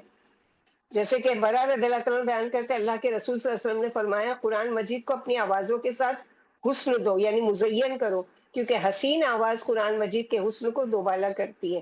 چنانچہ قرآن مجید کو اچھی آوازوں کے ساتھ پڑھنا ضروری ہے، حتیٰ کہ جو قرآن مجید کو اچھی آواز میں نہیں پڑھتا اس کے بارے میں وعید آئی ہے، جیسے کہ ابو ہریرہ رضی اللہ تعالیٰ بیان کرتے اللہ تعالیٰ کے رسول صلی اللہ علیہ وسلم نے فرمایا کہ قرآن مجید کو جو حسن صوت سے نہیں پڑھتا وہ ہم میں سے نہیں ہے۔ اسی لیے اللہ تعالیٰ کے رسول خود قرآن مجید کو اچھی آواز سے پڑھتے تھے، جیسے کہ برا بن عازب بیان کرتے ہیں کہ میں نے نبی کریم صلی اللہ علیہ وسلم کو عشاء کی نماز میں سورہ والتین والزیتون پڑھتے سنا۔ انہوں نے اس کو اتنا حسین پڑھا کہ میں نے کسی کو بھی اس طرح پڑھتے نہیں سنا۔ چنانچہ نبی کریم صلی اللہ علیہ وسلم کی حسن صوت کے بارے میں ابو ہریرہ رضی اللہ تعالیٰ فرماتے اللہ کے رسول صلی اللہ علیہ وسلم نے فرمایا اللہ تعالیٰ کسی چیز پر اس طرح کان نہیں لگاتے سنتے جس طرح نبی کریم صلی اللہ علیہ وسلم کی آواز پر لگاتے ہیں، جبکہ وہ قرآن مجید کو خوش الحانی کے ساتھ پڑھ رہے ہوں۔ اور فضالہ بن عبید فرماتے ہیں کہ اللہ تعالیٰ کے رسول صلی اللہ علیہ وسلم نے فرمایا اللہ جل شانو اچھی آواز والے قرآن مجید پڑھنے والے آدمی کو زیادہ سنتے ہیں. یعنی ہم سب بھی اگر قرآن پڑھیں اچھی آواز میں تو ہماری طرف بھی اللہ سبحانہ و تعالیٰ متوجہ ہوتے ہیں اور ہمارے قرآن پڑھنے کو غور سے سنتے ہیں. پھر اللہ تعالیٰ کے رسول خود ہی نہیں پڑھتے تھے بلکہ آپ کے صحابہ کرام کے بھی حسن صوت سے پڑھتے تھے. خود اللہ کے رسول صلی اللہ علیہ وسلم ان سے کہتے کہ مجھے سناؤ، جیسا کہ عبداللہ بن مسعود کو کہا تو فرمانے لگے اے اللہ کے رسول میں سناؤں، اور قرآن مجید تو آپ پر نازل ہوا ہے. تو اللہ تعالیٰ کے رسول صلی اللہ علیہ وسلم نے فرمایا میں چاہتا ہوں، پسند کرتا ہوں کہ اپنے علاوہ کسی دوسرے سے سنوں. پھر عبداللہ بن مسعود نے سنایا. اور ابو ہریرہ فرماتے اللہ تعالیٰ کے رسول مسجد میں داخل ہوئے تو ایک آدمی کی قرات سنی تو فرمانے لگے یہ کون ہے؟ تو کہا گیا یہ عبداللہ بن قیس ہے.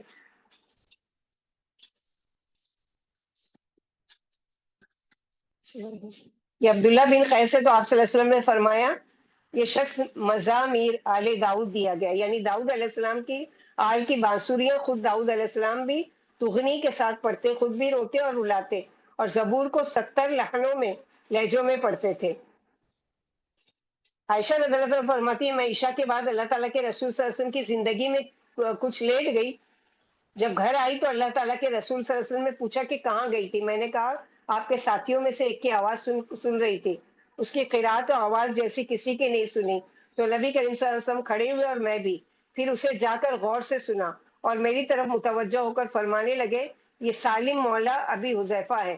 اللہ تعالیٰ کا شکر ہے جس نے میری امت میں ایسے شخص پیدا کیے، یعنی اتنی خوبصورت قرآن پڑھنے والے اللہ تعالیٰ نے میری امت میں سے بنائے. اللہ کے تعالیٰ کے رسول صلی اللہ علیہ وسلم نے فرمایا تھا کہ قرآن کو جو تغنی سے نہیں پڑھتا وہ ہم میں سے نہیں ہے.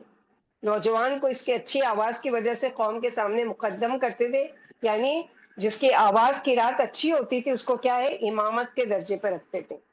اور ابن عمر فرماتے لوگوں میں سے اچھی قرات والا وہ ہے جب وہ قرات کرے تو اللہ تعالیٰ سے ڈر بھی رہا ہو. اللہ تعالیٰ کے ڈرنے کا مطلب یہ ہے کہ جیسا کہ حذیفہ بن یمان بیان کرتے ہیں کہ اللہ تعالیٰ کے رسول صلی اللہ علیہ وسلم جب آیت خوف پڑھتے تو اس پر پناہ مانگتے اور جب آیت رحمت پڑھتے تو اس کا سوال کرتے. جب ایسی آیت تلاوت فرماتے کہ جس میں اللہ تعالیٰ کی پاکی بیان ہوئی ہے تو سبحان اللہ کہتے. تو ایک تو اچھی آواز میں پڑھنا ہے، دوسرے یہ کہ سمجھ کر پڑھنا ہے. اور سمجھ کر پڑھنے میں یہ بھی آتا ہے کہ اس کو قرآن مجید کو یاد کیا جائے، اور روزانہ کا معمول اگر آپ نے قرآن مجید کو حفظ کیا ہے تو کسی نہ کسی شکل میں نماز میں یا ویسے دورائیں یا جس طرح بھی ہو قرآن مجید کے حفظ کا سلسلہ نہایت ہی مبارک اور حفاظت قرآن کی ربانی تدابیر میں سے ایک تدبیر ہے جس کی طرف توجہ انہماک کی اشد ضرورت ہے. ایک وقت تھا کہ ایک ایک گھر میں کئی کئی حافظ ہوا کرتے تھے اور وہ گھر یعنی منحوس سمجھا جاتا تھا جس میں کوئی ایک شخص بھی حافظ قرآن نہ ہو. آج بھی اگرچہ قرآن مجید کے لاکھوں حافظ ہیں لیکن مصیبت یہ کہ حفظ ایک رواج بن گیا ہے. قرآن مجید تو اس لیے حفظ کرنا تھا کہ اس سے زیادہ ہدایت لے سکے اور رات کی تاریکیوں میں اس کے تلذذ سے محفوظ ہو سکے. لیکن نتیجہ پھر اس کا رواج کیا نکلتا ہے کہ جو دکھاوے اور ریاکاری کے لیے اور یعنی اس لیے کہ نام و شہرت کے لیے رہ گیا نا کہ میرے بچے نے قرآن حفظ کر لیا اور گلے میں ہار پہنا کے اور دعوت کر کے اور یہ کر کے یہ ساری چیزیں. تو یہ مقصد نہیں ہے قرآن کا حفظ کرنے کا، بلکہ کیا ہے کہ سینوں میں کچھ نہ کچھ، جیسے اللہ کے نبی صلی اللہ علیہ وسلم کی چاہت تھی کہ میرے یعنی میرے امتیوں کے سینوں میں محفوظ رہے. اللہ کے رسول صلی اللہ علیہ وسلم کے زمانے میں قرآن مجید یاد کیا جاتا تھا اور جس نے حفظ کیا ہوتا اس کو مقدم کیا جاتا. چنانچہ جب مہاجرین نے ہجرت کر کے مدینہ گئے اور قبا کی جگہ ٹھہرے تو ان لوگوں کو سالم مولا ابی حذیفہ جو کہ ابو حذیفہ کے غلام تھے نماز پڑھاتے تھے، جس کی وجہ یہ تھی حالانکہ غلام تھے لیکن ان کو امامت کا درجہ کیوں دیا گیا کہ اس نے قرآن مجید باقی ساتھیوں سے زیادہ یاد کیا ہوا تھا. اور حتیٰ کہ اللہ کے رسول نے یہ حکم فرما دیا جیسا کہ ابن مسعود بیان کرتے ہیں کہ قوم کا امام وہ بنے جو سب سے زیادہ پڑھنے والا ہے، جو سب سے زیادہ قرآن مجید کا قاری ہے. اور ابن مسعود بیان کرتے ہیں کہ اللہ تعالیٰ کے رسول صلی اللہ علیہ وسلم نے فرمایا جب تین ہوں تو ان میں سے ایک نماز کروائے اور ان تینوں میں سے زیادہ حق وہ رکھتا ہے جو زیادہ قرآن کو حفظ کیے ہو یعنی قاری ہو. یہی وہ حفظ کا معیار تھا وہ اللہ تعالیٰ کے رسول کے زمانے میں.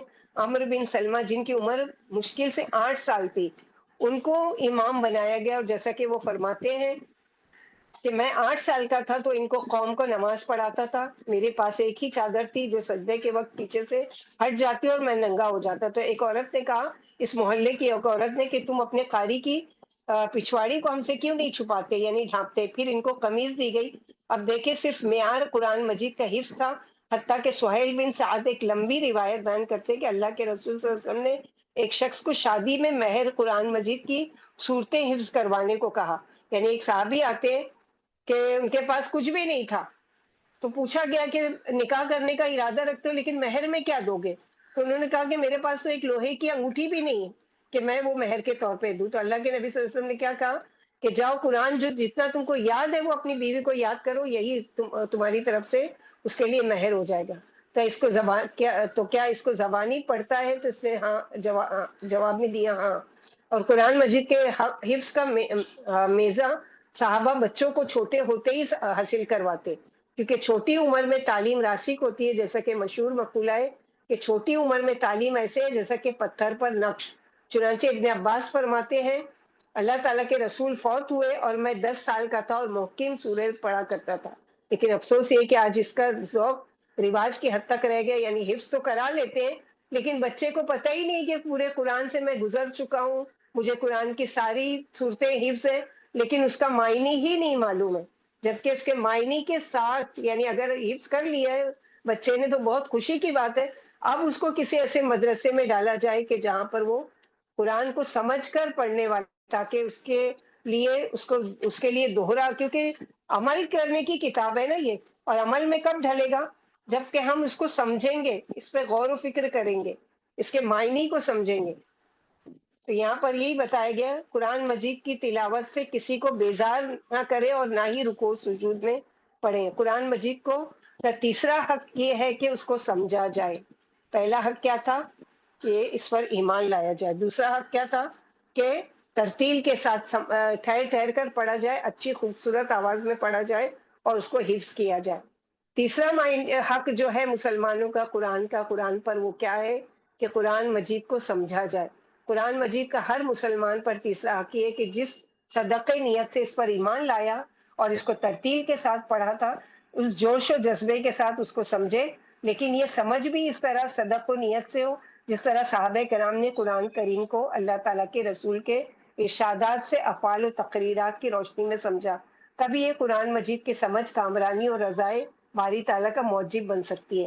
لیکن اگر فہم میں بھی عقل و دانش کے گھوڑے دوڑائے اور اپنی مرضی سے اس میں تعویلات کیا جائے تو یہ فہم بھی اس کو عذاب جہنم سے نہیں بچا سکے گی. اکثر فرقے اسی لیے گمراہ ہوئے کہ انہوں نے علم و فہم تو لیا لیکن اس کو اپنی غرض کے لیے استعمال کیا، یعنی اپنی مرضی سے اس کے ترجمے کیے، اپنی مرضی سے اس میں چینجنگ لائے اس کے معنی میں، اور گمراہ ہو گئے. قرآن فہمی ایک ایسا عظیم اور انمول علم ہے کہ اس کے حاصل ہو جانے کے بعد انسان جہالتوں اور خرافات کی عطا گہرائیوں سے نکل کر ایک روشن اور مشاہداتی زندگی میں آ جاتا ہے، اور پھر اس کا عقیدہ ٹھوس بنیادوں پر قائم ہو جاتا ہے جس میں تزلزل نہیں آ سکتا. اس لیے کہ فہم قرآن یا تفقہ فی الدین اللہ تعالیٰ کی طرف سے بندے پر خاص انعام ہوتا ہے. جیسا کہ معاویہ رضی اللہ تعالیٰ بیان کرتے کہ اللہ تعالیٰ کے رسول صلی اللہ علیہ وسلم نے فرمایا بھلائی یہ ہے، عادت حسنہ ہے، اور برائی لجاجت، دشمنی، مداوت، جھگڑا اور ضد ہے. اور جس شخص کے ساتھ اللہ تعالیٰ بھلائی کا ارادہ کرتے ہیں اس کو دین حنیف میں سمجھ بوجھ عطا فرماتے ہیں. من یرید اللہ خیرا یفقہہ فی الدین، اللہ تعالیٰ جس کے ساتھ بھلائی کا ارادہ کرتے ہیں اس کو دین کی سمجھ دیتے ہیں. تو اگر آپ قرآن کو سمجھنے کی طرف آتے ہیں تو گویا اللہ تعالیٰ نے آپ کے سینے کو کھول دیا ہے، آپ کو سمجھنے کی توفیق دی ہے کہ اس کو سمجھیں. اور بہت سارے مواقع ہیں، اگر آپ لوگ خوشی سے اٹینڈ کرنا چاہیں تو ہم ایک نیا بیچ پھر شروع کریں گے انشاءاللہ کہ ورڈ ٹو ورڈ قرآن کا، کہ جس میں آپ سمجھ کر پڑھ سکتے ہیں ایک ایک لفظ کا لفظی ترجمہ. چونکہ ایک بیچ کمپلیٹ ہو رہا ہے اللہ تعالیٰ کے فضل و کرم سے، تو ایک نیا بیچ اگر ہم شروع کرنا چاہیں، جو بھی انٹرسٹیڈ ہے اس میں کہ ہم پڑھنا چاہتے ہیں قرآن کو سمجھ کر، تو وہ ضرور میسج کریں اور انشاءاللہ ایک ٹیم بنائیں گے، چاہے کہ 10 لوگوں کی ہو. آگے اللہ تعالیٰ اس میں خیر و برکت دے کہ ہم ضرور ایک پہلے پارے سے پھر سے شروع کریں گے انشاءاللہ باذن اللہ. ایک بیچ چل رہا ہے اور بھی جن کا 7 پارا چل رہا ہے تو یہ 7 تک کمپلیٹ کر کے ان کے ساتھ جوڑ سکتے ہیں، یا جیسا بھی ہے انشاءاللہ باذن اللہ آپ کے شوق پر ہے. اگر آپ کو انٹرسٹ ہے، شوق ہے، تو آپ ضرور میسج کیجئے اور ہم لوگ شروع کریں گے اسی کے لیے، کیونکہ یہ چیز اتنا ضروری ہے کہ ہم بعض دفعہ نہیں سمجھنے کی وجہ سے کتنی غلطیاں کر رہے ہوتے ہیں، اور قرآن کے بارے میں ہم لوگ کتنی غلط فہمی میں مبتلا ہیں۔ اور قرآن مجید میں اللہ تعالیٰ خود فرماتے ہیں وَمَن يُرِدِ اللَّهُ أَن يَهْدِيَهُ يَشْرَحْ صَدْرَهُ لِلْإِسْلَامِ وَمَن يُرِدْ أَن يُضِلَّهُ يَجْعَلْ صَدْرَهُ ضَيِّقًا۔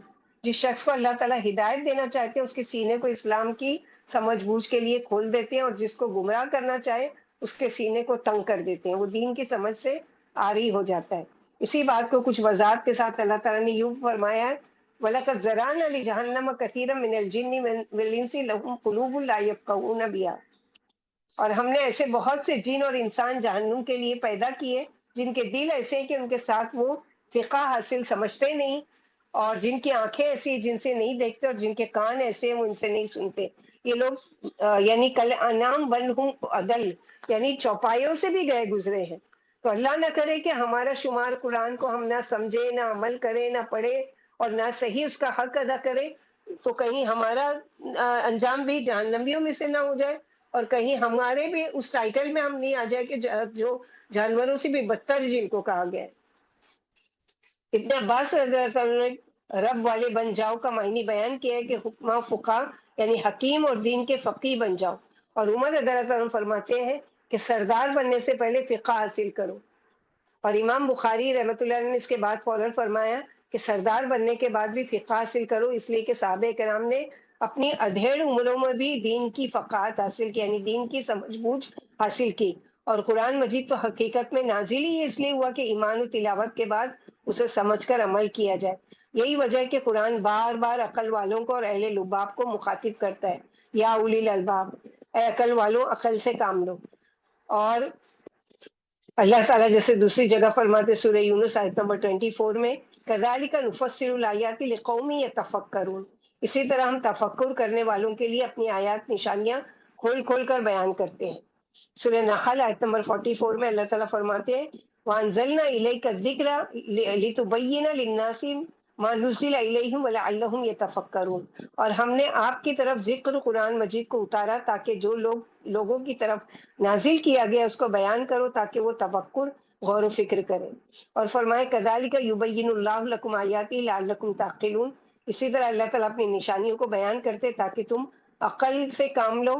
اور بہت ساری آیتیں اس کے بارے میں ہیں، تو ان ساری آیتوں کی نشاندہی کرتی کہ اہل تفکر و تعقل یعنی عقل سے کام لینے والے تدبر انتہائی اہمیت کے حامل ہے۔ قرآن مجید کے لیے عربی زبان کا اختیار کرنا اسی لیے تھا کہ عقل و دانش روشن ہو جائے اور تدبر و تفقہ کی کھڑکیاں کھل جائے، اور اسی تدبر کے لیے بار بار قرآن مجید دعوت دیتا ہے کہ کتاب انزلناہ الیک مبارک لیدبروا آیاتہ ولیتذکر اولو الالباب، یہ کتاب مبارک قرآن مجید جو ہم نے تمہاری طرف نازل کی ہے تاکہ لوگ اس کی آیت میں تدبر کریں اور سمجھدار لوگ نصیحت حاصل کریں۔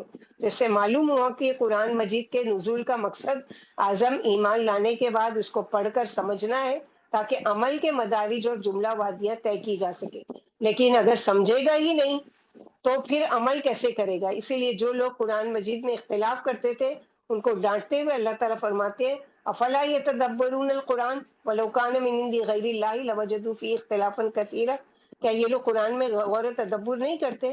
اور اگر یہ قرآن مجید اللہ تعالیٰ کی طرف سے نازل شدہ نہ ہوتا تو اس میں وہ بڑا اختلاف پاتے، لیکن اختلاف کا نہ ہونا اس کی دلیل ہے کہ اللہ تعالیٰ کی طرف سے، یعنی کوئی بھی مسلک کا مسلمان ہے کوئی بھی یہ نہیں کہے گا کہ نہیں یہ اللہ تعالیٰ کی کتاب نہیں ہے، حالانکہ اس میں اپنی طرف سے اپنی مرضی سے تحریف اور چینجنگ لائی گئی ہے، لیکن قرآن اللہ کا کلام ہے، اس کا کوئی انکار نہیں کرتا۔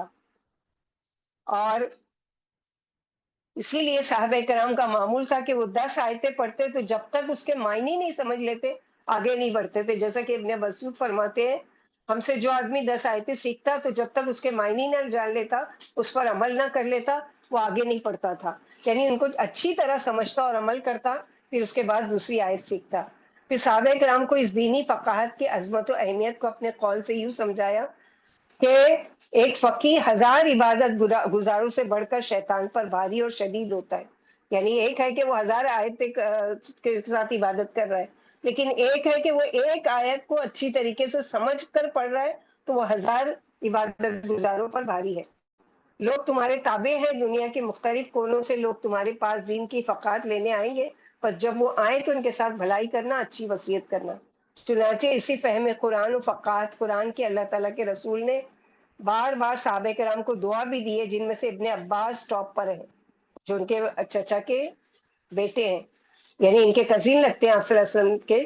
تو ابن عباس فرماتے ہیں کہ اللہ تعالیٰ کے رسول بیت الخلا گئے تو میں نے پانی رکھا آپ کے لیے، تو پوچھنے لگے کس نے رکھا، تو بتلایا گیا کہ ابن عباس نے۔ تو اسی اس ادب اسلامی اور فقہ اسلامی کو دیکھ کر دعا دی، اللہم فقیہ فی الدین، اے اللہ اس کو دین میں فقیہ بنا دیجئے۔ تو ان کی دعا کا ہی نتیجہ تھا کہ پوری امت محمدیہ کے بڑے بڑے ترجمان القرآن ابن عباس بنے، حتیٰ کہ اللہ تعالیٰ کے رسول نے اسی فقات کو اچھائی اور بھلائی کا معیار بنایا۔ چنانچہ فرماتے ہیں تم میں سے جو لوگ دور جاہلیت میں سب سے اچھے تھے وہی اسلام میں بھی سب سے اچھے ہیں، بشرط یہ کہ دین میں فقیہ بن جائے، دین کی سمجھ بوجھ حاصل کر لیں، اور حتیٰ کہ بہترین اسلام کو فقات کے ساتھ معلّہ کو مقید کر لیں۔ تم میں سے بہترین اسلام والا وہ ہے جس کا اخلاق اچھا ہو اور وہ فقیہ ہو، یعنی اسلام کے بعد اچھے اخلاق کے ساتھ جب فقات یعنی دین کی سمجھ بوجھ ہوگی، اس وقت بہترین اسلام کی صورت واضح ہوگی۔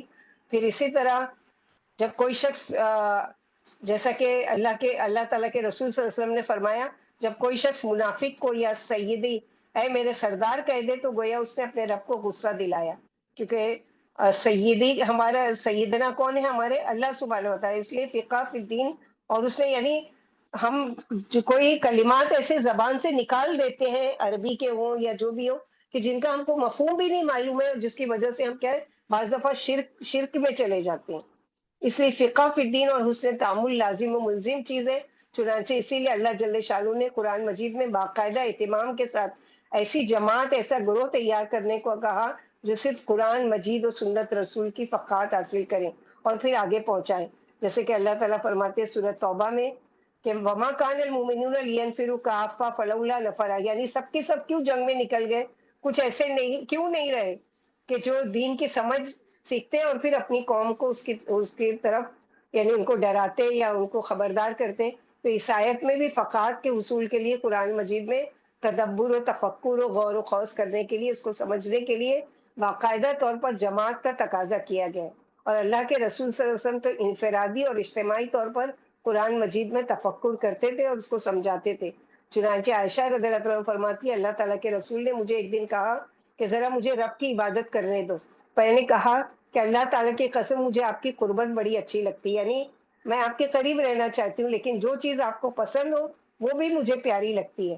تو کھڑے ہوئے آپ صلی اللہ علیہ وسلم اور وضو کیا، پھر کھڑے ہوئے اور نماز پڑھی، اتنا روئے اتنا روئے اتنا روئے کہ ان کی جولی بھیگ گئی، پھر روئے حتیٰ کہ زمین بھیگ گئی۔ تو بلال رضی اللہ تعالیٰ عنہ آئے، جب روتے دیکھا تو کہنے لگے یا رسول اللہ صلی اللہ علیہ وسلم آپ بھی روتے ہیں؟ آپ کے تو اللہ تعالیٰ نے اگلے پچھلے گناہوں کو معاف فرما دیا ہے، کیا ہوا ہے آپ کو؟ تو فرمایا کہ میں اللہ تعالیٰ کا شکر گزار بندہ نہ بنوں، اور فرمایا کہ آج رات میرے اوپر ایک ایسی آیت نازل ہوئی ہے، ہلاکت ہے اس شخص کے لیے جو اس کو پڑھے اور پھر اس میں تفکر و غور و فکر نہ کرے۔ وہ آیت کیا ہے جو ہم لوگ الحمدللہ اللہ تعالیٰ ہم لوگوں کو توفیق دے کہ ہم سورہ آل عمران کی آخری 10 آیتیں یاد کریں، اور جب ہماری آنکھ کھلے تو ضرور اس سنت پر عمل کریں۔ ان فی خلق السماوات والارض واختلاف اللیل والنہار لآیات لأولی الالباب۔ تو تفکر کرنے کے لیے انسان بار بار پڑھے گا تو ایک تو ثواب میں اضافہ، اور دوسرا کوئی بھی صاحب فکر جو خود کی کسی گتھی کو سلجھانے میں مگن ہوتا ہے اور سخت الجھن میں ہوتا ہے، تو غور و فکر اور بار بار پڑھنے سے اس کی جو الجھن ہے وہ فوراً سلجھ جاتی ہے۔ تو فقہ فی الدین حاصل کرو، کیونکہ دین میں سمجھ بوجھ کا جس کا منبع و مصدر قرآن مجید و سنت رسول ہے، بہت بڑا قائد ہے جو کہ نیکی اور تقوی کی طرف لے جاتا ہے اور بہت ہی عدل والا قاصد ہے۔ بے شک ایک نیک فقیہ 1000 عبادت گزاروں سے بھی شیطان پر بھاری اور شدید ہوتا ہے، لیکن افسوس ہے کہ آج کے مسلمان پر کہ اس کو دین سمجھنے کی فرصت ہی نہیں ہے۔ فرصت ہے تو لوگوں کی دعوتوں پر جانے کی، سیر کرنے کی، اور دوستوں کے ساتھ رنگ رلیاں منانے کی، اور فخر و مفاخرت کے لیے تعلق جوڑنے کی، یعنی میرے اتنے دوست ہیں اور میرے برے وقت میں کام آتے ہیں۔ یہ ایسے دوست کس کام کا کہ جو جہنم کی آگ سے آپ کو بچانے کا راستہ نہیں بتاتا، یا آپ خود ایسا علم کیوں نہیں سیکھتے کہ ان کو جہنم سے بچانے کا طریقہ بتا دیں؟ تو اس کے لیے طریقے کے لیے کیا کرنا پڑے گا؟ پہلے ہم کو علم حاصل کرنا پڑے گا، قرآن کو کیسے پڑھیں، کس طرح پڑھیں، کس طرح سمجھیں۔ اس چیز کا جب علم ہوگا ہم کو، تو ہم کیا ہے، لوگوں کے لیے فائدے مند بنیں گے۔ تو یاد رکھو کہ قرآن مجید کا فہم اور اس کی سمجھ بوجھ میں ہماری نجات اور عزت ہے۔ غیروں کی غیر اسلامی زبان سیکھو گے تو بے عزت اور ذلیل ہوگے، عزت نہیں ملے گی۔ اس لیے کہ اللہ تعالیٰ نے صاف لفظوں میں فرمایا وَلَن تَرْضَىٰ عَنْكَ الْيَهُودُ وَلَا النَّصَارَىٰ حَتَّىٰ تَتَّبِعَ مِلَّتَهُمْ۔ اے نبی صلی اللہ علیہ وسلم، آپ سے یہود و نصارہ ہرگز راضی نہیں ہوں گے جب تک کہ آپ ان کے مذہب کے تابع نہ بن جائے۔ اور آج ہم اور ہمارے بچے کیسے فخر سے، اس کو تو اتنی اچھی انگلش آتی ہے، وہ تو اتنا اچھا بول لیتا ہے، وہ تو اتنا اچھا کر لیتا ہے۔ بے شک دنیا کی ضرورت کے لیے ضروری ہے کہ ہم اپنے پیغام کو، قرآن کے پیغام کو، دین کے پیغام کو، جب ہم خود ان کی لینگویج نہیں سیکھیں گے تو لینگویج سیکھنا کوئی برائی کی بات نہیں۔ اگر برا ہوتا تو اللہ کے نبی صلی اللہ علیہ وسلم ابو ہریرہ رضی اللہ عنہ کو یہ نہیں کہتے کہ عبرانی سیکھو، یعنی یہودیوں کی زبان سیکھو۔ کیوں؟ اس لیے کہ آپ صلی اللہ علیہ وسلم تو امی تھے، پڑھے لکھے نہیں تھے، لیکن یہ جاہل لوگ آئیں گے، مجلسوں میں بیٹھیں گے اور پتہ نہیں کیا کہہ کر چلے جائیں گے، پتہ ہی نہیں ہے، لیکن کوئی ایک ایسا ہوگا لینگویج سمجھنے والا کہ وہ بتائے گا کہ یہ کیا کہہ کے گر گئے۔ جیسے وہ کہتے تھے آپ صلی اللہ علیہ وسلم کو السلام علیکم، تو یعنی آپ پر سلامتی ہو، تو وہ توڑ مروڑ کر کیا کہتے ہیں، السلام علیکم، لام کو غائب کر دیتے تھے، سلام میں سے لام کو نکال دیتے، سام، سام یعنی موت، آپ پر موت طاری ہو۔ تو ہم بھی کتنا قرآن اس طرح پڑھتے ہیں، لیکن ہم کو پتہ ہی نہیں رہتا ہے کہ پتہ نہیں ہم کیا زبان سے نکال رہے ہیں، کیا کہتے جا رہے ہیں۔ جیسے کہ عمر رضی اللہ عنہ نے ابو عبیدہ کو کی تھی کہ ہم ذلیل قوم تھے، اللہ تعالیٰ نے ہمیں اسلام سے عزت دی، اور جب بھی ہم اسلام کے علاوہ عزت تلاش کریں گے ہمیں اللہ تعالیٰ ذلیل کریں گے۔ یعنی دوسری اگر ڈگری میں، دوسری پڑھائی میں، دوسرے اس میں اگر ہم اپنے آپ کو بڑا بنا رہے ہیں تو یاد رکھے دنیا کا ایک تو فائدہ تو ہو جائے گا، لیکن ذلت و رسوائی ملے گی۔ لیکن اگر قرآن کو اگر وہ کریں گے تو دیکھیں قرآن آپ کو کتنی عزت دیتا ہے دنیا میں بھی اور آخرت میں۔ لہٰذا اس کی کوشش کرنا چاہیے کہ جو کچھ بھی میں پڑھوں اس کو کیا ہے، پہلے تجوید سے سیکھوں، اور اس کے بعد میں اس کو غور و فکر کرنے کے لیے اس کو سمجھوں، اس کے معنی پر غور و تدبر کروں اور اس کا حق ادا کروں۔ چوتھا حق ہے قرآن مجید پر عمل کیا جائے۔ جب یہ تین کام کر لیں گے تو اب چوتھا عمل کیا ہے کہ اس پر عمل کیا جائے۔ کیسے؟ قرآن مجید کا اس پر ایمان لانے سے، اسے ترتیل سے پڑھنے، اس میں تفکر و تدبر و تفقع کرنے کے بعد ہر مسلمان پر یہ حق ہے کہ اس پر یعنی اس کی تعلیمات پر عمل پیرا ہو، کیونکہ اس کا ماننا اور اس کی تلاوت کرنا، اس کی فہم رکھنا حقیقت میں اس پر عمل کرنے کے لوازمات و مبادیات و اساسیات کا درجہ رکھتے ہیں۔ اصل مقصود مطلوب تو عمل ہوتا ہے۔ مثال کے طور پر کسی فیکٹری کا اگر کوئی مینیجر ہے یا مالک ہے جو اپنے ورکرز، کام کرنے والوں کے لیے کوئی ایک شیڈول تیار کرتا ہے، کوئی ایک رول بناتا ہے، پھر اس کو ہر فرد تک پہنچاتا ہے، تو ہر ورکر کا پڑھنا، اس کا فقط سمجھ لینا کافی نہیں ہوتا ہے، بلکہ جب تک اس میدان میں عملی کارکردگی، یعنی کہ مثلا ایک مالک ہے یا ایک مینیجر ہے اور اس نے ایک شیٹ تیار کیا اور دے دیا سب کو، سب نے پڑھا اور اس کو رکھ دیا۔ اس نے دیا کیوں تھا؟ اس نے اس لیے نہیں دیا تھا پڑھو اور اس کو رکھ دو۔ یہ جو تم کو رولز اینڈ ریگولیشن دیے جا رہے، یہ کام، یہ فلاں شخص کو یہ کام کرنا ہے، فلاں کو یہ کرنا ہے، فلاں وہ مشین پر کھڑا ہوگا، فلاں جو ہے وہ اس کو بند کرے گا، فلاں ہے پیکنگ اس پہ رہے گا، فلاں یہ، اب یہ خالی پڑھنا والا پڑھ لیا اور اس کو نہیں عمل کیا تو کیا اس کو دینے کا فائدہ ہوا؟ یہ ایک مثال ہے ہمارے لیے، تو اس کو یہ لائے عمل کی حقیقت و روح سامنے نہیں آئے گی۔ اسی طرح قرآن مجید اللہ مالک و ملک کی طرف سے ہماری زندگی کا خاکہ اور ڈھانچہ ہے، اس کے تمام خد و خال کو بیان کرنے والا ہے، اور اس کے ساتھ اس کے لیے نظم العین اور یہ ایک ہماری آنسر بک ہے۔ قیامت کے دن جو ہم کو سوالات کیے جائیں گے، قبر میں جو سوالات کیے جائیں گے، اس کی آنسر شیٹس ہم کو دی گئی ہے۔ اس لیے اگر قرآن مجید پر عمل نہ کیا تو اس کو پڑھا جائے تو یہ کوئی منتر تو ہے نہیں کہ دنیا آخرت میں بھی ہر بلا سے بچا لیے جائیں گے، اس کا فائدہ ہو سکے، بلکہ اگر پڑھنے والا اس کے عمل کا انکاری ہے اور فرائض سر انجام نہیں دیتا تو فائدہ کیا؟ دین اسلام اور اس پر عمل ایمان میں بھی جھوٹا ہے، اس کا ایمان ہی معتبر نہیں ہے۔ تو فوائد کا حصول تو ایمان پر مبنی ہے، اور ایمان کہتے ہیں قول و عمل کو۔ کیونکہ کتنی ہی قرآن کی آیتیں کہ ان الذین آمنوا وعملوا الصالحات، وہاں یہ نہیں کہا کہ ان الذین آمنوا کافی ہے، نہیں، وعملوا الصالحات شرط ہے کہ عمل بھی نیک ہو۔ اور بعض قول و عمل اور نیت سے ایمان کی تعریف کرتے اور بعض قول و عمل اتباع سنت سے تعبیر کرتے، کیونکہ ایمان کی تعریف صرف یہ کرنا کہ انسان ایمان قولی لے آئے، عقیدہ تسلیم کر لے، نعرے لگائے کہ وہ مسلمان ہے، تو یہی تو اس کا غلط عقیدہ ہے جو عمل کا کوئی ضروری نہیں سمجھتا۔ اس لیے اگر ایمان صرف قول کا نام ہے تو پھر نبی صلی اللہ علیہ وسلم کے چچا نے بھی کہا تھا، کیا کہا تھا؟ اور تحقیق دین محمد تمام ادیان سے اچھا ہے، یعنی ابو طالب نے اس کا اقرار کیا تھا کہ یہ جو دین محمد صلی اللہ علیہ وسلم لائے، یہ دین تو بہت اچھا، اگر مجھے ملامت اور گالی کا ڈر نہ ہوتا، یعنی میری قوم مجھے اگر ملامت کرنے کا ڈر نہیں ہوتا تو میں واضح طور پر اس کو قبول کرتا ہوا نظر آتا۔ اس لیے اگر ایمان صرف عقیدے اور دین کا زبان سے قبول کر لینے کا نام ہوتا تو چچا بھی اس کی سچائی کو مانتے تھے، لیکن اس کا ان کو کوئی فائدہ نہیں ہوا۔ چنانچہ سہیل بن عبداللہ تستری فرماتے ہیں ایمان اگر قول سے ہو بغیر عمل کے تو یہ کفر ہے، اور اگر قول کے ساتھ عمل بھی ہو اور اس میں رضا الہی کی نیت نہ ہو وہ نفاق ہے، اور اگر قول و عمل کے ساتھ نیت بھی اچھی ہو لیکن اللہ کے نبی صلی اللہ علیہ وسلم کے طریقے کے مطابق نہیں ہو تو یہ بدعت بن جائے گا۔ یعنی کیا ہے؟ ایمان لائے عمل نہیں کیے، یہ بھی اللہ کو نہیں چاہیے، اور ایمان نہیں لائے اور عمل کر رہے یہ بھی نہیں چاہیے۔ ایمان لائے عمل نہیں کیے لیکن طریقہ محمد صلی اللہ علیہ وسلم کا ہے یہ بھی نہیں چاہیے۔ تو تینوں چیزیں چاہیے نا اللہ تعالیٰ کو، کہ جب یہ تینوں چیزیں عمل میں پائی جائیں گی تو تب جا کے ہمارا عمل، ہماری نماز ہے، ہمارا روزہ ہے، ہمارا صدقہ ہے، ہماری تمام جو چیزیں ہیں وہ اگر قرآن و سنت کے مطابق ہوگی تو قبول ہوگی۔ تو معلوم یہ ہوا کہ قرآن مجید کے ایمان و تلاوت کا، تفقہ کا جو فکر ہے، جو جب تک اس کو عمل کا لبادہ نہیں پہنایا جائے گا اس وقت تک اس شخص کا ایمان مکمل نہیں ہوتا۔ اس لیے قرآن مجید نے اس کے لیے خاص اصطلاح حکم کے لفظ کے ساتھ استعمال کیا ہے۔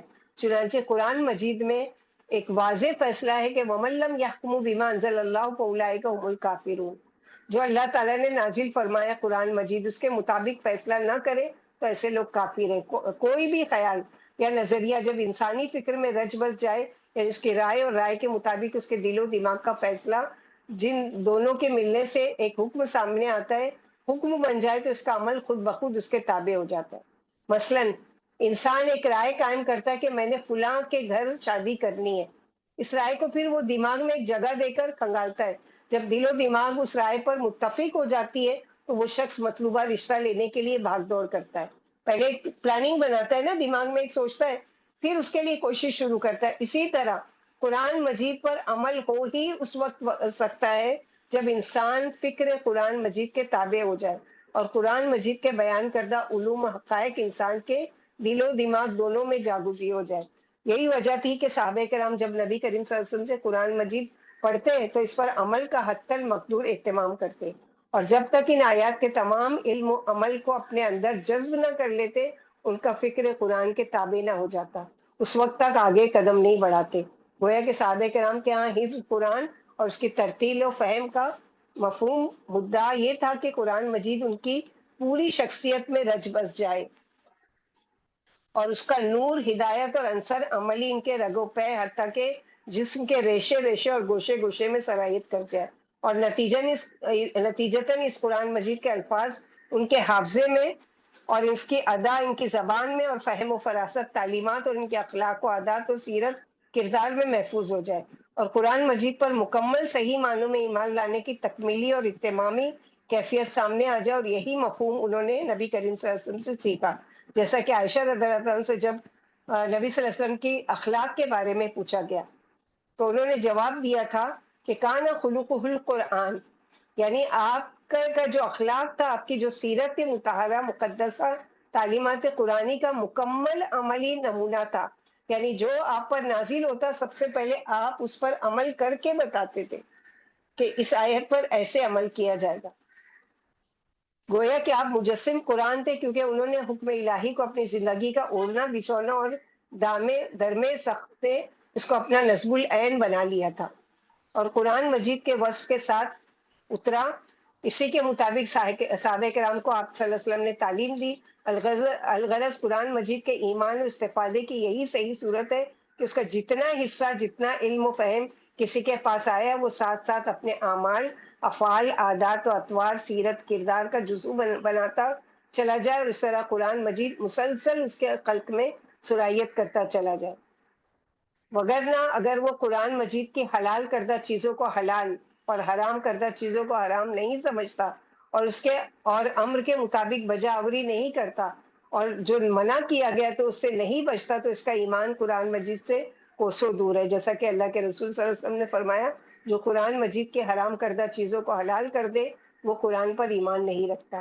جو قرآن مجید میں اللہ تعالیٰ کے حرام کردہ چیزوں کو حلال کر دے، اس لیے کہ قرآن مجید کے احکامات پر عمل پیرا ہونا ہدایت نامہ کی نوید سناتا ہے، اور بدعملی کفر کی طرف دھکیلتی ہے۔ اسی لیے اللہ تعالیٰ کے رسول صلی اللہ علیہ وسلم نے فرمایا کہ اعمال صالحہ میں جلدی کیا کرو، کیونکہ اندھیری رات کے ٹکڑوں کی طرح فتنے ہوں گے، حتیٰ کہ صبح کے وقت ایک شخص مومن ہوگا تو شام کو کافر ہوگا، شام کو مومن ہوگا تو صبح کے وقت کافر ہوگا، اور وہ اپنے دین کو دنیا کے تھوڑے سے مال و متاع کے لیے بیچ دے گا۔ اس حدیث کو اور اچھے سے ہم یہ اس بات سے سمجھ سکتے ہیں کہ ایک بچی یا بچہ تھا جو بچپن سے مسلمان تھا، اور بڑا ہو کر اب اس کو ایسا ماحول ملا یا ایسی اس میں پڑ گیا کہ اب وہ کفر کو پسند کرنے لگا، اور مثلاً صرف شادی اور محبت کے جمیلے میں اس نے کیا کیا، اپنے ایمان کو چینج کر دیا، بدل دیا۔ تو اللہ کے نبی صلی اللہ علیہ وسلم نے فرمایا کہ ایک شخص جو صبح مومن ہے شام کو کافر ہوگا، شام کو کافر ہے تو صبح مومن ہوگا، تو اس کی عملی تصدیق آج ہم یہ دیکھ رہے ہیں اسی چیز کے۔ اور یہ سب کیوں ہے، یہ خرابی ہمارے سماج میں کیوں ہو رہی ہے؟ کیونکہ قرآن سے ہماری دوری ہے۔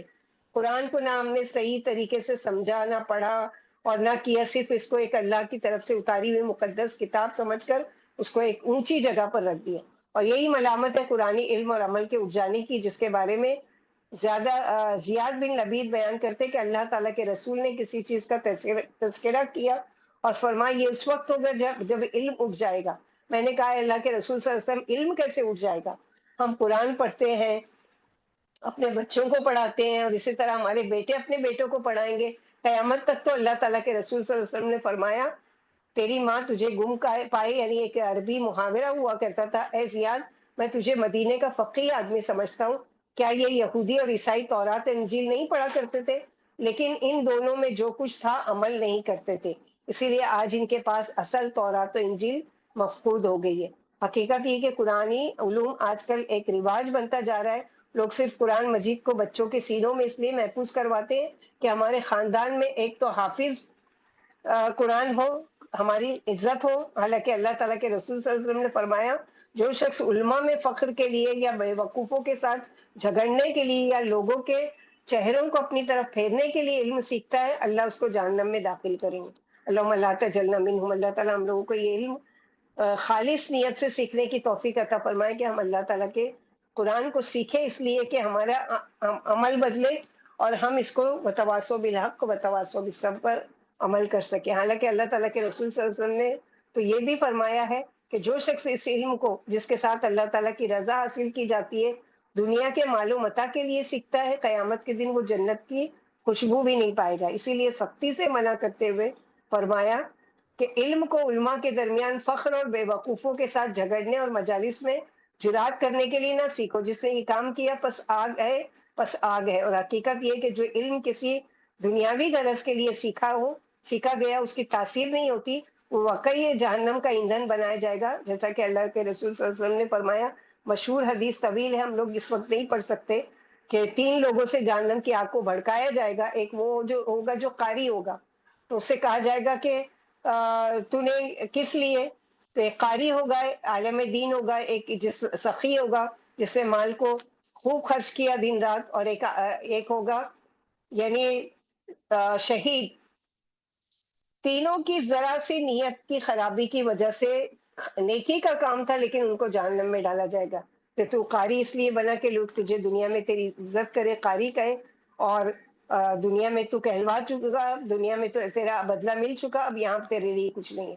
اسی طرح سخی کو کہ دنیا میں تو بڑا سخی کہلوا چکا، تیری نیت ہی نہیں تھی کہ لوگ تیری تعریف کرے کہ کتنا بڑا سخی ہے، تو تجھے دنیا میں اس کا بدلہ مل چکا، آج یہاں پر تیرے لیے کچھ نہیں۔ اسی لیے شہید کے لیے کہ تو شہید کہلوانا چاہتا تھا، تیری یہ نیت تھی، تیری یہ نیت نہیں تھی کہ تو اللہ تعالیٰ کی راہ میں اللہ کی رضا و خوشنودی کے لیے شہید ہو۔ پانچواں حق قرآن کا یہ ہے کہ قرآن مجید کو جب ہم ایمان بھی لے آئے، ترتیل سے بھی پڑھنے لگے، اس کو سمجھنے بھی لگے، اور اللہ تعالیٰ کے فضل و کرم سے کچھ نہ کچھ عمل کرنے لگے، تو اب اس کا پانچواں حق کیا ہے کہ قرآن مجید کو جتنا سیکھا ہے اتنا دوسروں تک پہنچایا جائے۔ جس طرح صحابہ کرام نے ایمان لانے اور نبی کریم صلی اللہ علیہ وسلم سے پڑھنے اور سمجھنے اور اس پر عمل کرنے کے بعد اللہ تعالیٰ کے نبی صلی اللہ علیہ وسلم کے ساتھ مل کر اور فردی طور پر اس کو آگے پہنچایا تھا، کیونکہ اللہ جل شانہ کا حکم مبارک ہے، یا رسول بلغ ما انزل الیک من ربک وان لم تفعل فما بلغت رسالتی، سورہ مائدہ آیت نمبر 67۔ اے رسول صلی اللہ علیہ وسلم، جو کچھ بھی آپ کی طرف آپ کے رب کی طرف سے نازل کیا گیا ہے اسے پہنچا دیجیے، اگر آپ نے ایسا نہیں کیا تو آپ نے اللہ تعالیٰ کی رسالت کا حق ادا نہیں کیا۔ چنانچہ اس آیت مبارک میں پہنچانے کے لیے جو قرآنی اصطلاح استعمال ہوئی ہے وہ تبلیغ ہے، اور قرآن مجید کے نزول کا مقصد بھی یہی تھا کہ یہ چاروں طرف عالم میں پھیل جائے۔ اگر وہ صحابہ کرام اس پر عمل نہیں کرتے تو آج ہم تک قرآن اور اللہ کے نبی صلی اللہ علیہ وسلم کی احادیث نہیں پہنچتی۔ جیسے کہ اللہ سبحانہ و تعالیٰ فرماتے ہیں ھذا بلاغ للناس ولینذروا بہ، سورہ ابراہیم آیت نمبر 52۔ یہ قرآن مجید تمام لوگوں کے لیے اطلاع نامہ ہے کہ اس کے ذریعے وہ ڈرائے جائیں، اور نبی کریم صلی اللہ علیہ وسلم پر اپنے نازل ہونے کا اولین مقصد بھی خود قرآن مجید نے یوں بیان فرمایا وَأُوحِیَ إِلَیَّ ھَذَا الْقُرْآنُ لِأُنذِرَکُم بِہ وَمَن بَلَغَ، سورہ انعام آیت نمبر 19۔ اور میرے پاس یہ قرآن بطور وحی بھیجا گیا ہے کہ میں اس قرآن مجید کے ذریعے سے تم کو اور جس کو یہ قرآن مجید پہنچے ان سب کو ڈراؤں۔ چنانچہ بعثت کی پہلی گھڑی سے زندگی کے آخری رمق تک اللہ تعالیٰ کے رسول صلی اللہ علیہ وسلم نے اپنے فرض تبلیغ کے لیے انتھک محنتیں، مشقتیں اور مصائب و آلام برداشت کیے، اور کوئی بھی فرصت ہاتھ سے نہیں جانے دی، بلکہ اس کو غنیمت خیال کرتے ہوئے اللہ تعالیٰ کا پیغام پہنچایا۔ چنانچہ اگر دعوت و تبلیغ کے اس مشن کو غور سے دیکھیں تو معلوم ہوتا ہے کہ اس پورے عرصے میں آپ صلی اللہ علیہ وسلم کی جد و جہد کا اصل محور و مرکز قرآن مجید ہی رہا تھا۔ اس کی تلاوت و تبلیغ، تعلیم و تبیین اور توضیح میں آپ مسلسل مصروف رہے۔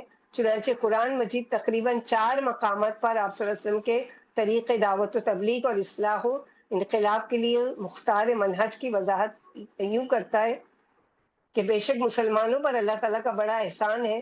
لقد من اللہ علی المؤمنین، یعنی رسول کے بھیجے جانے کا مقصد صلی اللہ علیہ وسلم کیا تھا کہ لقد من اللہ علی المؤمنین اذ بعث فیہم رسولا من انفسہم یتلو علیہم آیاتہ ویزکیہم ویعلمہم الکتاب والحکمۃ، بے شک مسلمانوں پر اللہ تعالیٰ کا بہت بڑا احسان ہوا کہ انہی میں سے ایک رسول ان میں بھیجا جو انہی کی آیتیں پڑھ کر سناتا ہے اور انہیں پاک کرتا ہے، اور انہیں کتاب قرآن مجید اور حکمت سکھاتے ہیں۔ الغرض مذکورہ آیت کا منہج کیا ہے کہ جو کچھ آپ صلی اللہ علیہ وسلم پر نازل کیا گیا بلا شبہ وہ قرآن مجید تھا، کسی کی فقہ اور دیگر مخرافات نہیں تھی۔ بلا کم و کاست اور بلا خوف آپ کو لوگوں تک پہنچانا ہے، اور بلا شبہ اللہ تعالیٰ کے رسول نے اسے پہنچایا، جیسا کہ اللہ تعالیٰ کے رسول نے حجۃ الوداع کے خطبے میں صحابہ کے جمع غفیر کو فرمایا تھا، کیا میں نے پہنچا دیا؟ تو صحابہ نے کہا کہ نعم، ہاں۔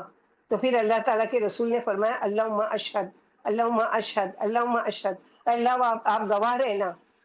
ایک دوسری روایت میں جب اللہ کے رسول نے پوچھا تو صحابہ نے جواب دیا نشہد انک قد بلغت و ادیت و نصحت، ہم اس بات کی گواہی دیتے ہیں کہ آپ نے پہنچا دیا ہے اور پیغام الہی کا حق ادا کر دیا اور نصیحت کر دی ہے۔ اور عائشہ رضی اللہ عنہا فرماتی ہے جو شخص یہ کہے کہ اللہ تعالیٰ کے رسول صلی اللہ علیہ وسلم نے کچھ چھپا لیا اس نے یقیناً جھوٹ بولا۔ چنانچہ خود اس قرآن مجید کو آگے پہنچانے کے بعد صحابہ کرام کو بھی حکم دیا گیا ہے کہ میری طرف سے پہنچا دو، بلغوا انی ولو آیہ، یعنی میری طرف سے پہنچا دو خواہ ایک آیت ہی کیوں نہ ہو۔ اور خطبہ حجۃ الوداع میں صحابہ کرام قیامت تک کے لیے فریضہ تبلیغ، دین تبلیغ قرآن کا بوجھ امت محمدیہ کے، یعنی آج نبی نہیں موجود ہے لیکن آپ صلی اللہ علیہ وسلم ایک مشن ہمارے حوالے کر کے گئے کہ ہر امتی کا یہ فرض ہے کہ وہ علم حاصل کرے اور دوسروں تک اس کو پہنچائے، جس کے لیے وہ اللہ تعالیٰ کے ہم سوالی ہوں گے، یعنی پوچھا جائے گا ہم سب سے۔ اور بلا شبہ ہر امت افراد پر مشتمل ہوتی ہے، لہٰذا امت کا ہر فرد اپنی اپنی صلاحیت و استعداد کے مطابق اس فرض کی ادائیگی کا ذمہ دار ہے۔ تو علماء فضلہ پر ذمہ داری ہے ان کے علم و استعداد کے مطابق عائد ہوتی ہے، اور عوام پر ان کی صلاحیت کے مطابق۔ الغرض بلغوا انی ولو آیا کے عموم سے یہ بات ثابت ہوتی ہے کہ اس ذمہ داری سے کوئی بھی بری نہیں ہے. یعنی کسی کو ایسا تو نہیں ہے کہ ایک آیت بھی نہیں آتی ہوگی، ایک آیت تو ضرور آتی، وہ ایک آیت ہی لوگوں تک پہنچائے. اور اسی طرح جسے ناظرہ پڑھنا آتا ہے وہ آگے ناظرہ پڑھائے، اور جسے کوئی دعا یاد ہے وہ آگے یاد کروائے، جس نے حفظ کیا ہے وہ دوسروں کو یاد کروا دے، جسے ترجمہ آتا ہے وہ دوسروں کو ترجمہ پڑھا دے. حتیٰ کہ اگر کسی کو ایک آیت بھی یاد ہو تو وہ اسے دوسروں کو یاد کروانے کا مکلف ہے. یہ قرآن مجید کی کسی ایک آیت یا سورت کا مفہوم معلوم ہو اور اسے آگے پہنچا دے تو یہ بھی تبلیغ قرآن میں شامل ہے. اگرچہ اس مقدس عظیم الشان فرض کی ادائیگی کی جو ذمہ داری امت مسلمہ پر بحیثیت مجموعی عائد ہوتی ہے، اس وقت تک پوری نہیں ہو سکتی جب تک قرآن مجید کا متن اور اس کا مفہوم کائنات کے اطراف و اکناف تک نہ پہنچایا جائے. لیکن المیہ یہ کہ جو امت قرآن مجید کو اقوام و عالم تک پہنچانے کی ذمہ داری بنائی گئی تھی، آج وہ خود اس بات کی محتاج ہے کہ اس کو قرآن مجید پہنچایا جائے. لہٰذا اس وقت اس بات کی اشد ضرورت ہے کہ اس معاملے کی نزاکت کو سمجھتے ہوئے ہر مسلمان کمر بستہ ہو جائے اور قرآن مجید کو درجہ بدرجہ سیکھنے اور سکھانے میں لگ جائے. اور اسی سکھانے کو تبلیغ سے تعبیر کیا گیا ہے، جس کے مدارج و مراتب پہلو بہت زیادہ ہیں. حتیٰ کہ تعلیم بھی تبلیغ کا، یعنی تعلیم کا سیکھنا بھی ایک حصہ ہے کہ ہم کچھ سیکھیں گے تو لوگوں تک پہنچائیں گے نا کوئی بات. جب ہم نے سیکھا ہی نہیں تو ہمارے عمل میں کیا آئے گا، اور جب ہمارے عمل میں نہیں آیا تو ہم کیا لوگوں تک پہنچائیں گے. تو اس طرح کیا ہے، معاشرے میں برائی پھیلتی ہی جائے گی اور نیکی سے لوگ دور ہوتے جائیں گے. کسی بھی معاشرے کا بگاڑ اس وقت تک نہیں ہوتا جب تک امر بالمعروف اور نہی عن المنکر کی صفت کو ترک نہیں کرتا. اسی طرح ایک بگڑے ہوئے معاشرے میں تبلیغ قرآن کا پہلا قدم انذار و تیسیر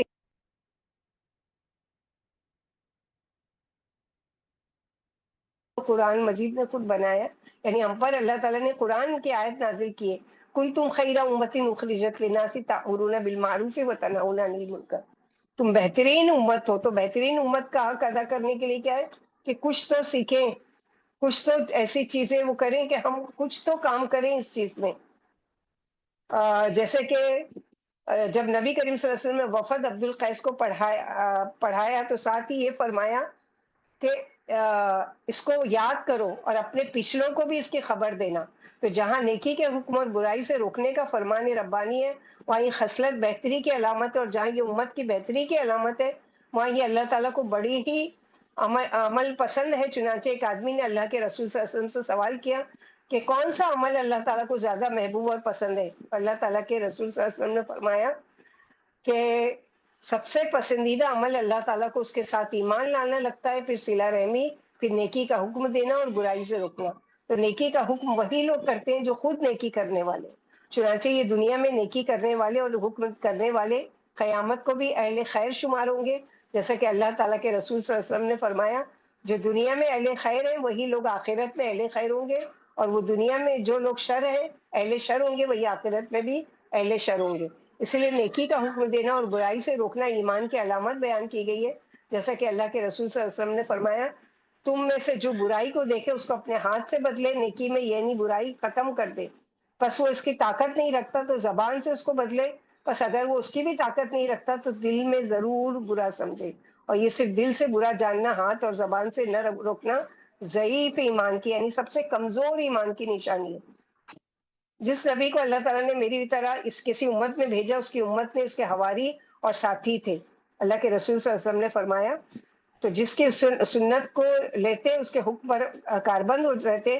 پھر اس کے بعد ایسے خلوف نابلد لوگ آئے جو وہ کہتے تھے کرتے نہیں تھے، اور وہ کام کرتے تھے جس کا انہیں حکم نہیں دیا گیا، اور پھر اس طرح زمانے میں بگاڑ آ گیا. تو یہ چیز ہر ایک کی ذمہ داری ہے، اور ہر ایک کا حق ہے کہ وہ علم سیکھے، اور علم سیکھ کر اپنے تک محدود نہیں رکھے بلکہ کیا ہے اس کو دوسروں تک پہنچانے کی کوشش کرے. اور ہم دیکھتے ہیں کہ نہ صرف اس کام میں یعنی نیک عمل سیکھ کر پہنچانے میں صحابہ کرام ہی نہیں، صحابیات بھی آگے آگے تھیں. چند مثالیں ہم لوگ دیکھیں گے کیونکہ ہمارے پاس زیادہ ٹائم نہیں ہے. کہ سلیم نے اپنے بیٹے کو لا الہ الا اللہ کہنے کا حکم دیا، اور سلیم نے اپنے خاوند مالک بن نصر پر اسلام پیش کیا. عائشہ رضی اللہ عنہ نے اپنے بھائی کو وضو مکمل کرنے کا حکم دیا۔ عائشہ رضی اللہ عنہ سعد بن ہشام کو تبتل یعنی شادی نہ کرنے سے منع کیا۔ عائشہ رضی اللہ عنہ سلمہ بن عبد الرحمن زمین میں جھگڑا کرنے سے منع کیا، یعنی یہ سب علم حاصل کیا تب جا کے شریعت کا علم دوسروں تک پہنچاتی تھی نا۔ ام حکیم نے اپنے خاوند کو اللہ تعالیٰ کے رسول کے پاس آنے اور اسلام قبول کرنے کا حکم دیا۔ عدی بن حاتم کی پھپھو نے اس کو اللہ تعالیٰ کے رسول کے پاس آنے کا حکم دیا۔ عائشہ رضی اللہ عنہ نے مریض کے پاؤں میں بلا کے دفع کرنے کے لیے پازیبے پہننے پر انکار کیا۔ سلمہ رضی اللہ عنہ نے خاوند کو نماز میں وضو ٹوٹ جانے پر وضو کا حکم دیا۔ ام سلمہ نے اپنے نصیب یعنی قریبی کو نماز میں پھونکنے سے منع کیا۔ حفصہ رضی اللہ عنہ نے اپنے بھائی ابن عمر کو شادی کا حکم دیا۔ میمونہ رضی اللہ عنہ نے اپنے قریبی سے شراب کی بدبو پا کر اس کو ڈانٹا۔ عائشہ رضی اللہ عنہ نے ایسے کپڑے پہننے سے عورت کو منع کیے جس میں صلیب کا نشان تھا۔ عائشہ رضی اللہ عنہ نے ایک بچی کے بالوں کو ڈھانپا۔ زینت بنت ابی سلمہ نے بچی کا نام برہ رکھنے سے منع کیا۔ بریرہ نے جو ایک لونڈی تھی عائشہ رضی اللہ عنہ نے عبد الملک بن مروان کو خلافت کے وقت خون بہانے پر ڈرایا۔ اور عمرہ الانصاریہ نے حسین رضی اللہ عنہ کو خروج سے منع کیا، یعنی کوفہ نہ جائے۔ سعد بن معاذ کی ماں نے اپنے بیٹے کو حکم دیا کہ وہ جلدی مسلمانوں کے لشکر سے جا ملے۔ صفیہ رضی اللہ عنہ نے عراقی عورتوں کو گھڑے میں نبیذ شراب کے بارے میں کثرت سے سوال کرنے سے منع کیا۔ یہ سب کی ایک پوری یعنی لسٹ ہے۔ تو اس سے کیا پتہ چلتا ہے کہ یہ ساری چیزیں کیا ہے کہ صرف مردوں کی ذمہ داری نہیں بلکہ عورتوں پر بھی ذمہ داری ہے۔ پھر نیکی کا حکم کرنے کے ساتھ خود بھی اس پر عمل کرنا اور برائی سے روکنے کے ساتھ خود بھی رکنا ضروری ہے، یعنی اگر نہیں کرتے تو اس کی سزا بھی بہت بڑی ہے۔ یہ تھے 5 حقوق، جس کی اور بھی بہت ساری ڈیٹیل ہے لیکن ہمارے پاس ٹائم نہیں ہے۔ اس کے بعد آپ لوگوں سے وہ ہے کہ ایک رائے لینا ہے کہ چیٹ باکس میں لکھیے کہ اس کے بعد ہم لوگ کیونکہ قرآن کا ٹاپک مکمل ہوا الحمدللہ، ٹاپک تو پورا نہیں ہو سکتا اس لیے کہ قرآن ایک ایسی چیز ہے کہ قیامت تک بھی پڑھا جائے تو یہ ٹاپک ختم نہیں ہو سکتا، لیکن مختصر طور پر ہم نے اس کو پڑھنے کی کوشش کی۔ اللہ تعالیٰ سے دعا ہے کہ ہم لوگوں کو سننے سے زیادہ عمل کی توفیق عطا فرمائے۔ اور چیٹ باکس میں ضرور اپنا وہ لکھیے کہ آپ اگلا ٹاپک کون سا لینا چاہتے ہیں، یعنی کون سا ایسا ٹاپک ہے جو اگلے ہفتے سے ہم لوگوں کو لینا چاہیے انشاءاللہ باذن اللہ۔